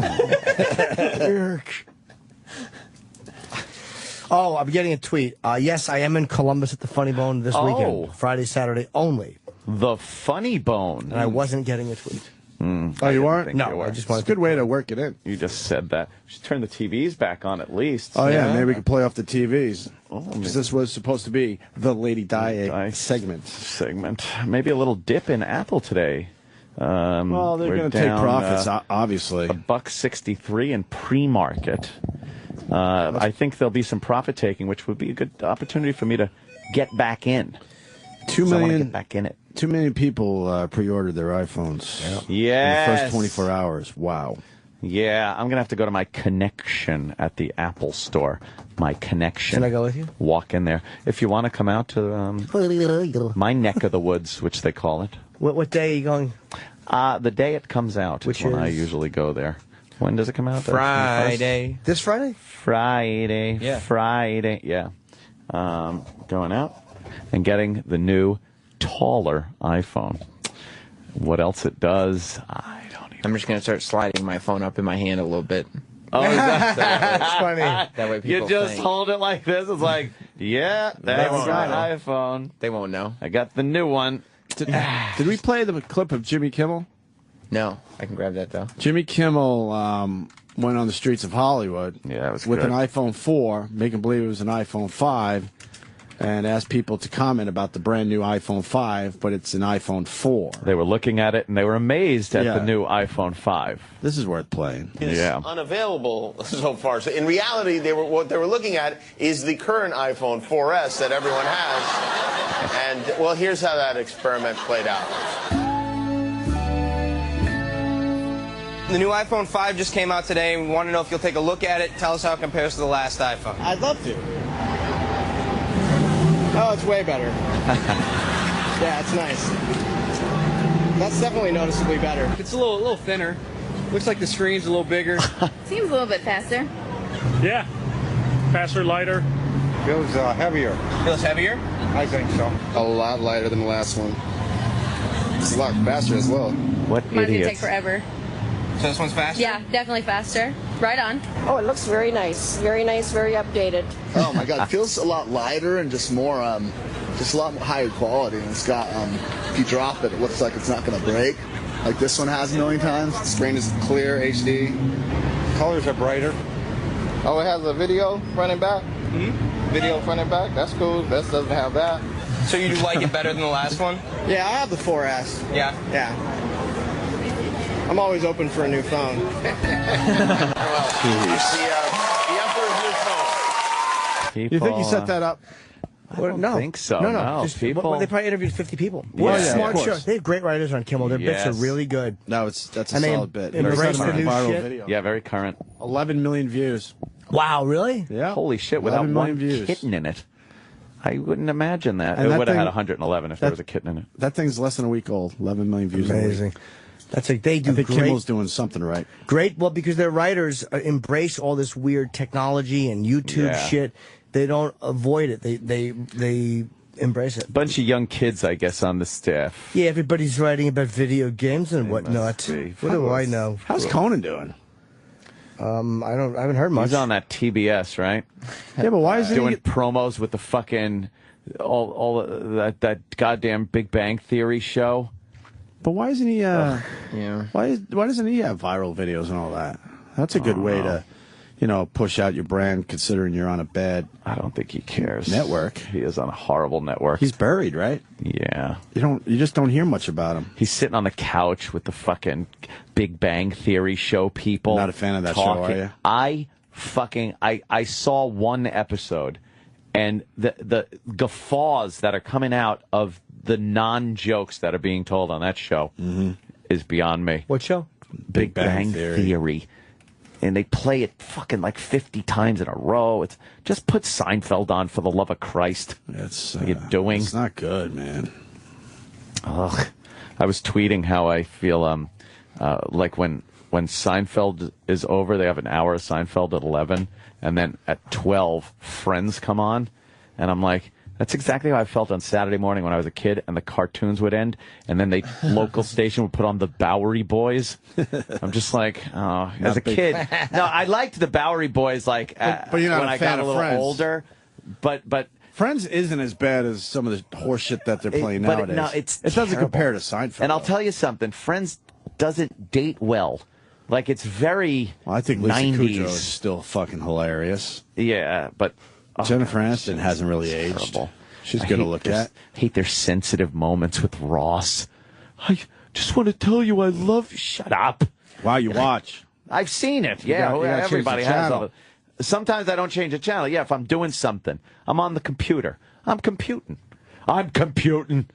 and it's on in the background. You know. Just annoying. I want to thank Lady Dye for this segment. Lady Dye. I thought this was supposed to be the Lady Dye segment. And that's why we blew her off, because she's unreliable. And we called it a lady fuck off end. Whatever happened to Bobo, that kid? He tweets a lot.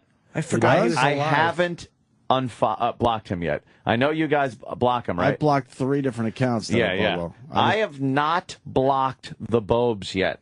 And I see his messages are always like, guys, could I please show on? I miss coming in the do show. He's an idiot. dyslexic or something. Yeah, Or an idiot. idiot. Wow. Yeah. And then here's what's going on, by the way.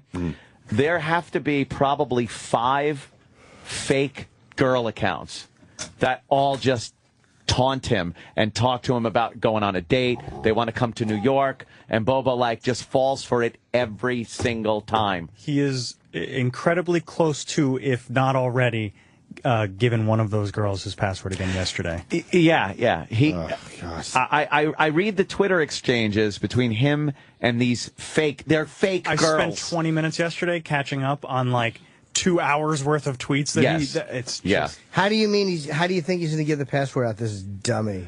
Because one of them wanted him to unblock her cousin. And he couldn't do it from his phone, so he was going to Give me the password, and I'll unblock, and then I'll... And this is why it's so hard to feel bad for him, because I will tell him on the phone in private conversations, you have to stop believing these people. I'm sorry, but it's never going to be true. One of these hot girls is never going to be the one that wants to date you, and he falls for it every time. They're not hot girls. I actually wound up DMing one of these girls. Oh, really? And it was very innocent. Like, something was said, and I was DMing about Bobo and stuff, and I got a DM back that said, "Dude, I'm a guy. I'm just fucking with, 45 Bobo." minutes ago. No, you and were, I'm like, you were oh, hoping. man. Well, part of you were hoping. You put a hook out there. You put a hook out. But I met one of Bobo's girlfriends. Did you? Do you remember the chick that came in and she played the Canadian girl? Yeah. Remember last minute, we're like, holy fuck. That may have been the last time he was in studio. Who was it? Corey, the Australian? Not Corey. Who's the Australian fan? Yes, it was Corey. I have Corey on the phone. Yes.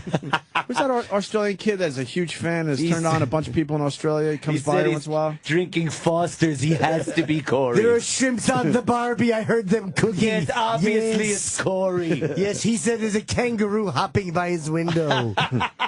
That is one of my favorite. It's so good. It's right up there. And that's how you executive produce. I said, where are you? He said, Sydney. They also have a 908 area code. Did we ever play the fake Corey? I know we referenced it a couple weeks ago. Yeah, I think But, we We did. played it a couple months ago. We did, okay. Steve. We can play it again before. That fan from Australia brought that girl in, and we were doing the Bobo thing where Bobo had this girlfriend from Canada. So we told this girl on the spot, "You got to make believe you're this girl from Canada that's trying to go out with Bobo or this girl." She's the one that does the podcast with Bob Kelly. Oh yeah. Oh really? Met her over the weekend. She was great. Again, when she did Oh, the Boba Kelly. thing. Kelly. Yeah. Kelly was that girl that did that whole thing for us that day. Oh yeah. The Canadian girl with the Australian accent. Yeah, exactly. What? But she does the You Know What Dude podcast with Bob Kelly. There is another Bobo production idea floating around. Yeah. Along the same line of Bobo-y and Bobo Cop. Oh no. What is it? Here comes Honey Bobo Child.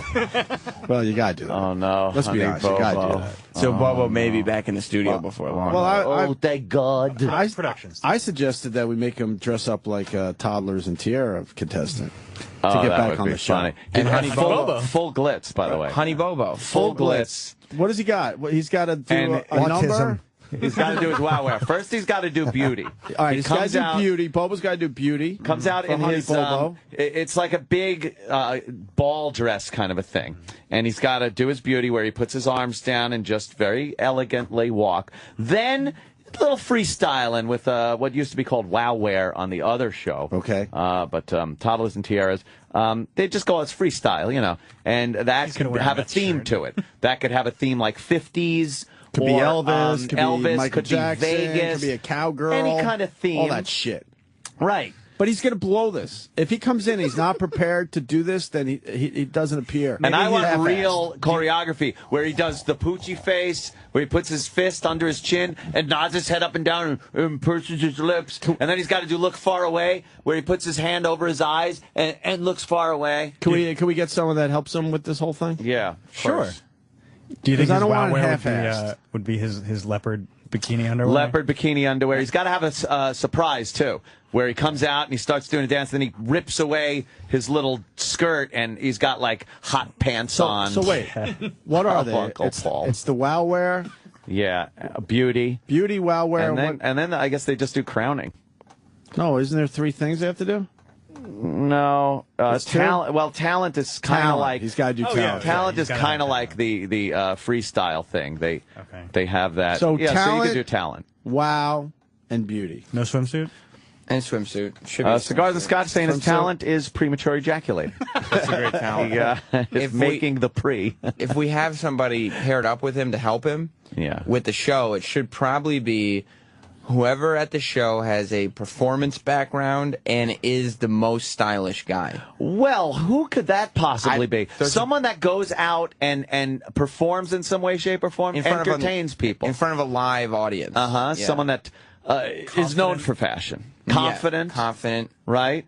Knows the vibe of a city. But his experience, has a little age under their belt. Has a little bit of experience. You gotta always twist that screw, don't you? What? All right, listen. That's all I think it should be somebody like that. Yeah, I agree. Bobo. Yeah. Oh, hey, Bobo. Yeah, you know what? Take us a break, you're right. Oh, no. You're right. I saw Jimmy's face. The Opie and Anthony Show on Sirius XM. The Opie and Anthony Show presents Lessons in Understanding with Andrew Dice Clay. I'm going, this motherfucker, Fran Suck Dick, I call her. I want to take pictures with just all the guy comics. You know, she's like jumping in there. I'm going, no, just the guys, right? I just want the guys. And then I'm calling her over, and this classless piece of fucking shit that talks like a fucking truck driver is giving me the fingers. I'm going, number one, I don't like girl comics. I like girl comics that are fucking funny. I can't help that this motherfucker is talentless, okay? That is not my problem. I just hate the ones that fucking stink at what they fucking do, and she's fucking awful, and I think she's a scumbag for fucking with me. How about you stay home and actually raise the fucking baby you have, rather than trying out for a fucking Tampax commercial, you dumb fuck. I'm telling you, honestly, I know her. She's joking. That's not real. Oh, then my mistake.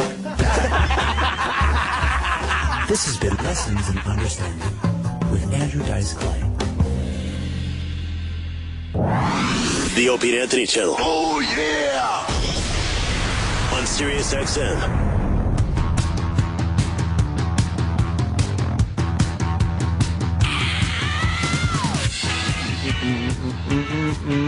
Hi, who's this? Yeah, it's me, Bobo. Oh. Let the record show that Roland did not book the Wolf today. God damn it. What happened to the Wolf? What happened to the Wolf booking? The Wolf. The Wolf didn't want to piss off Howard Stern. What happened to the Wolf? Why didn't the Wolf come on our show? I think the Wolf left. The Wolf left? Before Why, Roland the Wolf was too tired from all the other interviews? Yeah. He or she did? I'm not doing any more press for the day. For the day, for my bull. I want to be able to do Penny Marshall. Penny Marshall. Fuck Penny Marshall. Hey, the she's fuck? a Hollywood. But we love you, brother. Whatever. Love she him. is. She's whatever. I think she's Hollywood royalty. Whatever. So we didn't get the Wolf today. We didn't get Penny Marshall today. And but we do Lady have Di Karl Urban. Oh, yeah, and Lady Di blew us off. Karl Urban. Judge Dredd 3D. Dredd 3D is what he'll be doing. Yeah. We got time for one more phone call. That was 1995 Stallone movie? Yeah. Hello? Hello? Hello? Hello? Hello? Who's this? Good evening. Yeah, it's me, Bobo. How come you guys keep hanging up? Oh. Where's our guest? Poor Bobo. He's famous, this guy. No, Karl Urban. I wonder what he looks like. What does Karl Urban look like? Does he look more like... no, that's wrong. More like... Confused. All right, he looks more like McCoy than any other character. Yeah. Karl! Hey, Karl, come on in. brother. Take a seat. Take a seat. We're on the air. We just like doing it this way. We come in. Just roll in. Come in. Promote. Take a seat. Jim. Good morning. How are you? Good. Great. Big fan of your work, sir. Thank you I'm not very you, much. Jimmy. He'll take it when he can. I know. That's good. I like that. Jimmy's a comedian. Actually, He's more than a comedian, sir. Yeah. So you actor slash. You were raised in New Zealand. Are you a fan of Once for Warriors? Yeah. How great is that movie? Get in the kitchen, cook some eggs. I heard there was a big bumper sticker there for a while. Was cook the man some eggs? Oh yeah. It was huge in our country. Huge. Yeah. And how do you pronounce the name of the lead in that? Is it Temuera Morrison? Temuera Morrison. And is he, because he did like a movie called The Island of Dr. Moreau with Brando. Is he in the States now, or is he still there? I think he comes and goes. He works between the two. There's a few Kiwis out there doing that now. Yeah. You got to travel a lot for your line of work because clocking up some air miles. I bet. I can only imagine. Yeah. That must have been easy though when you were doing Peter Jackson, the Lord of the Rings, because working at home. It's like at home, right? Yeah. Everyone else had to be imported for that. Well, a lot of people anyway. Yeah. Boy, that was epic. And I didn't even know. How many people don't know that that's you? Like, I saw, obviously, Star Trek, unbelievable rendition of Bones McCoy. Thank you very much. And then I'm like, wait, that's the guy? Because he got the blonde hair and that. Yeah. The perma-scowl. Always scowling in Lord of the Rings. But I didn't know that was you're the same guy. That's two epic friggin' series to be in. I've clocked up a few franchises. No shit, right? And now Judge Dredd. We've got Dredd. Dredd's rolling out September the 21st. Yeah. And it's awesome. I don't know if you've seen the buzz on this movie, but it is insane. I don't remember the original. Like, I saw Stallone. it years ago. Back in, I know. 95, on cable, but I don't really remember the film. That's a long. Yeah, you're like Judge, Jury, and Executioner right there. Right. That's Judge Dredd. Judgment time. Yeah. Is it the same whiskey and cigarettes time? Same script or like totally different? This is a totally new dealio. This is a reboot, and basically the movie is about a day in the life of Dredd as he puts his rookie Anderson through her paces to see if she's got what it takes to become a judge. During the course of the day, they get trapped in this mega block, and it becomes a fight for survival. Kicking ass, though, right? Oh, yeah, a lot of action. A lot of action, but also a lot of comedy. There's a lot of, those classic kind of dry one-liners that, used to get in movies like, Terminator movies. And right, yeah. Do they, like, sometimes they do that and kind of tease the franchise when they're doing that, like, is that the kind of one-liners they are? Inside jokes or yeah, like inside jokes making fun of the first homage one. to the first one. Yeah. No, there's none of that. It's just purely out of, just Dredd. He's this tough, enigmatic kind of cop, and I wear the helmet all the time. Yeah, your eyes are covered the entire movie. The entire movie. You just don't see my eyes. It's an interesting role to have where half your face is not even seen in the movie. Yeah, and it was a challenge. It was a huge challenge. Yeah. Obviously, you use your eyes when you're acting to a point. So, to try to evoke emotion without your eyes. It's got to be a trip. Tricky. I would love to act like that because my eyes wreck every scene. So I'd love to just be able to make faces underneath. Jimmy's all googly eyed for everything. I'm surprised. Yeah. I'm angry. I'm happy. Yeah. Wide eyes equals good. That's my acting motto. And I guess Star Trek, did you wrap up shooting in that? Yeah, Star Trek 2, we wrapped that May. Yeah? Yeah. So how do you deal with Khan this time? Come on. Come on, Jesus. Did you have JJ in here the other day? Sure.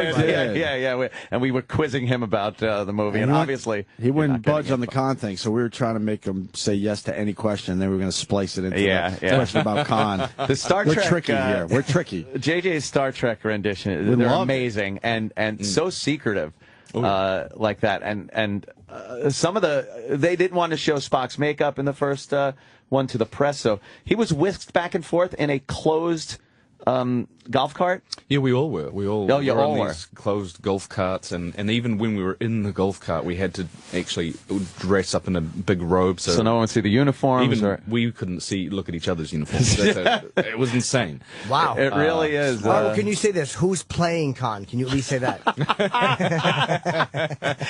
That has been the big rumor. I think it was dispelled though, but you never know in real life what's true or not. A lot of people were in the press were saying no, it's not. A lot of the geeks saying no, it's not. I don't know where they get their information. It's not time yet. No. Were you a Star Trek fan growing up? Yeah, absolutely. And now, what was your impression of like? Did you say how I'm Bones McCoy? Like, it was just one of those points where you just find yourself in that position where you're working with these incredibly talented people on a movie that is based on something that you just loved as a kid, and it's happened a couple of times. It happened with Dredd. I didn't read comics much when I was growing up, but I did read Dredd. So yeah, to get that role is pretty cool. And Oh yeah. Did you originally go in for Bones, or did you go in for a couple, or is that the one? I went in for a general meeting, and I thought I blew it because I had a meeting with JJ, and he goes, "Well, have you got any questions?" And I said, "Yeah.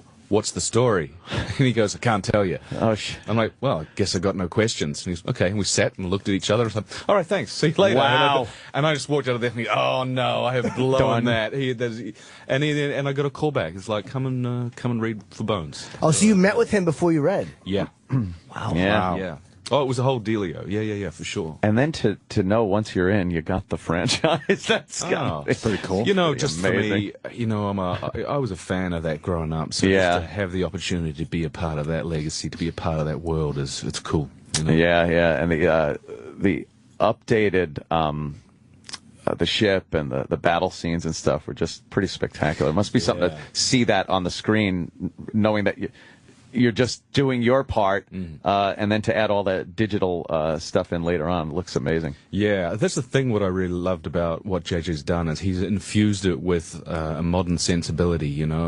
He's obviously hugely inspired by Star Wars and stuff, but those battle scenes are just epic. This huge, It wasn't just one ship firing on another. It was multiple and debris all over. It just looked fantastic. Yeah. What about did Peter Jackson give you a call for The Hobbit or anything? I'm sure this was earlier, but I would love to, but I was shooting Star Trek at the time. So, right. But I'm looking forward to seeing that. To have. I saw the trailer for it last night, and again, just to see that look that he's able to conjure up for those giant epic scenes, just amazing. Yeah, there's a few good films coming out, starting with Dredd. Yes. Dredd 3D. September 21st. Yes. And then, I also want to see the new Bond. I think Sam Mendes is going to knock that out of the park. Yeah. He's an A-class director, and I think... what's the guy's name, please? Daniel Craig. Daniel Craig was awesome. Again, to step into a franchise as a new character, what he did with the first one was just amazing. You didn't even think about another Bond. No. The way they rebooted that and made it so it wasn't as corny or kind of tongue-in-cheek as the other Bonds.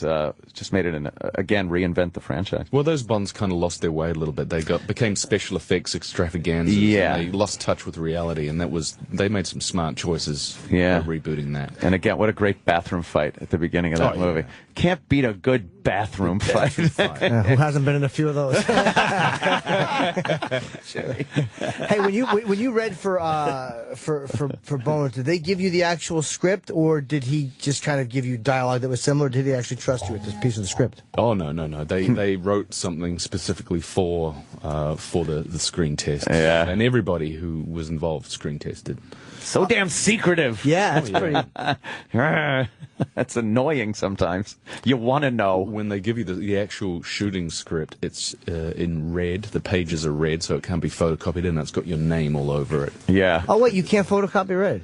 Apparently not. Wow. And if you do, your name's on it, so they know. Yeah. You were the Anyway, who's in Dredd with you? We've got Olivia Thirlby.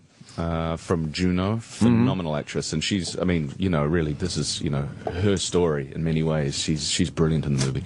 And also from Game of Thrones, we have Lena Headey. Who does she play? And she plays Mama. She plays the lead villain. Oh, the queen. Yeah. She's great. She's incredible. She is just, she gives a performance that is riveting, and she makes so many left field choices. It's scary. And also we have Wood Harris from The Wire. Oh, yeah. Wow. No kidding. Played Avon Barksdale. Of course. That's right. Yeah, Barksdale, right. And he left The Wire, after season 3. I was wondering what he was doing, because I thought he was the best pure actor in The Wire. As many great actors as there were, I thought he had like a weird Brando quality where he would deliver lines. He's amazing. Yeah, he's an incredibly talented guy. Who's he play? Yeah. He plays one of Mama's lead henchmen who we capture him, and we're trying to get him out of the building. And Mama sees what's going on and knows that if we get him back to the station, then he's going to spill the beans. So she locks the building down, and it becomes like a hunt, a massive hunt for survival. All I would do is wire lines. That's all I would do if I worked with him. Is annoy him with wire. You're a big Wire fan. I am. Yeah, he's one of the guys I haven't met, but I'm obsessed with Wood Harris. It's nice to see he's working though, because I thought for a while like he just kind of was doing something else. Yeah. Talented guy. And I have to ask everybody from either Australia or New Zealand about the accent. How difficult is that for you when you have to do an American accent, actually? Yeah, it's like anything. You have to devote time and energy into getting it right. And it's like, on Dredd, I did 14 weeks of gym work. I trained for two or 3 weeks doing a military boot camp, learning to ride motorbikes, fire weapons, and then also, the accent is, also, you have to devote time and energy to getting that right. I mean, you did a good one in Star Trek. I mean, a lot of people that watch these have no clue, because it's terrible when you hear an American try to do an English accent or an Aussie accent or New Zealand accent. It comes off as just very difficult to do. But I've noticed a lot of people, English and New Zealand and Australian, can really get the hang of that American thing. Is there a trick to it? Or do you have to put on a certain swagger? No, well, it's just as I said before, it's just devoting time and energy to getting those sounds right, and that's the gig. Yeah. Sometimes you don't know that they're even British until you hear them interviewed, which was weird about Gary Oldman and a few other guys like, or fucking McNulty from The Wire. Why are you talking like that? Dominic. Stop it. Yeah, it's like, what's he fucking around? Oh wow, he really is. I'd say someone's a good actor. Yeah, absolutely. When you were doing Lord of the Rings, did you need a different accent for that? Yeah, I did. They were very, very, very specific about that as well. A little more old worldy. Regional. Yeah. A regional? Yeah. It was a British accent, but then they sort of, had a slight accentuation on the R's as well. So it's so odd because as an American, you just think it's so pompous to think like, oh, he's just using his regular normal accent that he has. You don't think like the Aussie has to change for an English accent. It's just all that same thing. Yeah. How he's lame not we Australian. are. I know, but it's New Zealand, and a lot of people do confuse the look. You're neighbors, right? You're neighbors. I'm not taking offense. New Zealand and Australia, Canadian, whatever. Right? Exactly. Do you spend a lot of time home, or are you like living here full time now? No, I live at home. I live in New Zealand. You do? And, it's a beautiful country. Are you friends with anybody from Once for Warriors? Well, I'm friends with Tim. Oh, you know him? Yeah, I know Cliff Curtis as well. Uncle Bully. Oh boy, yeah, was he great with that fucking mustache? He's the Yeah, best. yeah. Yeah. You know, we're pretty tight knit community down there. Isn't he a big soap star over there? Or didn't he do like a bunch of soap? Because I know in the book, Jake is the one who's supposed to rape his daughter, but I heard that he wouldn't do that because it just made the character too hateable, and that's why they brought in the guy to play Uncle really? Bully. I didn't know that. Yeah, I've heard it was Jake. But again, I could be just fucking spouting some lie someone told me because I watched the movie and didn't read the book. So my apologies if I'm wrong. Wouldn't surprise me. So when is Dredd opening? Friday. 3D, huh? 3D, September 21st. Cool. Looking forward to seeing it. Do you like watching yourself? Like when you go to a film? I'll watch it once, and then that's good for me, just to know what's there. But I'm going to watch this film a couple of times because it really does lend itself to repeat screening. I mean, they make some films in 3D, and you're like, why did they do that? And there's a cynical kind of movement, obviously, within Hollywood that. They're going to put these movies out in 3D because it generates more money for them. But this film we actually shot in 3D, and we used an Oscar-winning DP, Anthony Dobb Mantle, who shot Slumdog Millionaire. And this film is visually incredible. He pushes the envelope. There are things that Anthony does in this movie that just haven't been done in 3D before. And it's a real. He really elevates it, takes it to the next level. Cool. Do you want to watch yourself alone first and then with people, or can you just sit in a room? Like I always find if I'm watching anything I've ever did, I hate to watch with people for the first time. Like I want to know. They do too. Yeah, believe me, I know they do. And there's usually not a room full of them. It's usually just me and one girl I'm trying to fuck. But this is all good information. Yeah. But I mean, as a performer, is it comfortable for you to just sit in a room with people and just check it out for the first time? Yeah, well, the first time I saw this was with the crowd at Comic-Con. I mean, I'd seen it in various different incarnations over the last year, but and I'm glad I did because they loved it. Isn't there a fear there? You're sitting there going, "Oh God, I hope they love it." Well, what would you do if all of a sudden you're like, this one's a dud? How do I get out of here? They wouldn't have shown the film if it wasn't good. Right. That shows supreme confidence by the studio in this movie. Sure. And when the reviews coming out of Comic-Con were insane. They were so good. That was the platform that launched the whole thing. That's great. I must say, you probably get a lot of attention at Comic-Con. Lord of the Rings and Star Trek, and now Dredd. Yeah. You're like... you're in trouble. What do people want you to sign more? Like is it more... well, obviously, Dredd Lord. just came out, though, but is it Lord of the Rings? It has to be Lord. Well... It was both. It's Lord of the Rings, Star Trek. Yeah, those two are the big ones. Yeah. God, Lord of the Rings also, but that Star Trek audience is just they're rabid. Those fans, amazing, and it's a testament to how great JJ is at making those films. To take loved characters like that and just totally blow the storyline out of the water and replace the actual characters, but still have them as the same people.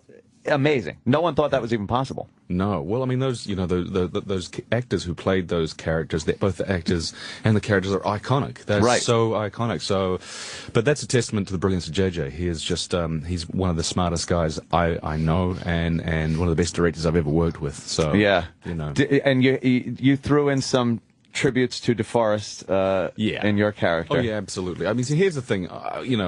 Being a fan of it, I felt that if I wasn't in the movie and I went to the film and didn't see a character that was recognizable, I would have been gypped. So, it was important to pay homage. When, oh God, what's his name? Played Kirk. Chris Pine? Chris Pine. When he was sitting in the chair and goes, Bones! Yeah. That was such a Shatner move when he did that really well. And I'm a huge fan. Yeah. We've had Shatner on the show here too, and I love when he comes in because he wants to talk about what he's doing now. And all I do is throw the most obscure Star Trek references at him, and he just shakes his head in disgust. Yes, he remembers none of it. And he remembers none of it. That's like the episode with the Gorn when you were trying to... I don't know what you're talking about. Gets very angry with me. But again, I'm a huge fan, and to see those J.J. Abrams, that version, and the next one that's coming out, I'm just very excited. Can't wait. Next one's going to be ballistic. We had such a great time shooting it. I mean, we just laugh all day. Even with the guy that played Khan, just laughing the whole time? Does he have a good sense of humor about it or no? You're an ass. Is Ricardo Montalban doing a... Montalban? What is his name? Montalban. Oh, that's close enough. No, Voss. Montalban? Oh, Who Jesus. knew? Did you know I made that mistake? Ricardo Audubon. Audubon. Audubon. Mr. Rourke. Yes, exactly. Well, you know, Carl, great having you. And Judge Dredd opening when? Friday, again, Friday, this Friday. It's 3D. 3D. Dredd in 3D. Go see it. I think you just sold the movie for me. I'm going. Yeah. I'm gonna go check it out. Very cool. Because Comic-Con people are very, very critical of stuff like that, and if they loved it, it's probably really good because they seem They're a to be bunch really... of assholes. Let's be honest with each Well, other. they're critical. They would hate something immediately if it's not good. Yeah. It's a piece of shit, you'd know it. So it's obviously really good. Yeah. You know, I just think this film is like an antidote. We've had a lot of comic book adaptations come out over the last few years that have been made for kids. This movie is for big kids. We aim it squarely at you guys. And check it out. It's worth the ride. Yeah. I'll definitely see this one. A lot of destruction. Absolutely. Well, Karl Urban, what a Firepower. pleasure. You come back when the Star Trek movie comes out. Oh, yeah, come back. absolutely, man. And then I will be able to talk about it. Yeah. Yes. Yeah. And I'll be like, where's Khan? He's not even in this movie. Because at the moment, I can't talk about it. Thanks a lot, man. I say Khan last 10 seconds of the movie. Something. No, go on. Or he's at the very end as a preview for the next one. That's what I mean. Oh, maybe. I think he's that's what I mean. I think he's at the very end, like they pan by a bunch of dressing rooms and one just says Khan. And you're like, Admiral Kirk. Yeah, I think that's exactly how it's going to go down. Yeah, with the cell Something phone right rings. at the end. Someone's iPhone rings. It's just Khan on it. Okay, third movie. It's the third movie calling. Carl, thank you. Karl Urban, very much. from Dredd great, 3D man. in theaters Friday. Fuck. The Opie and Anthony show is pretty much over. But if you feel like sticking around after 1A Live is next.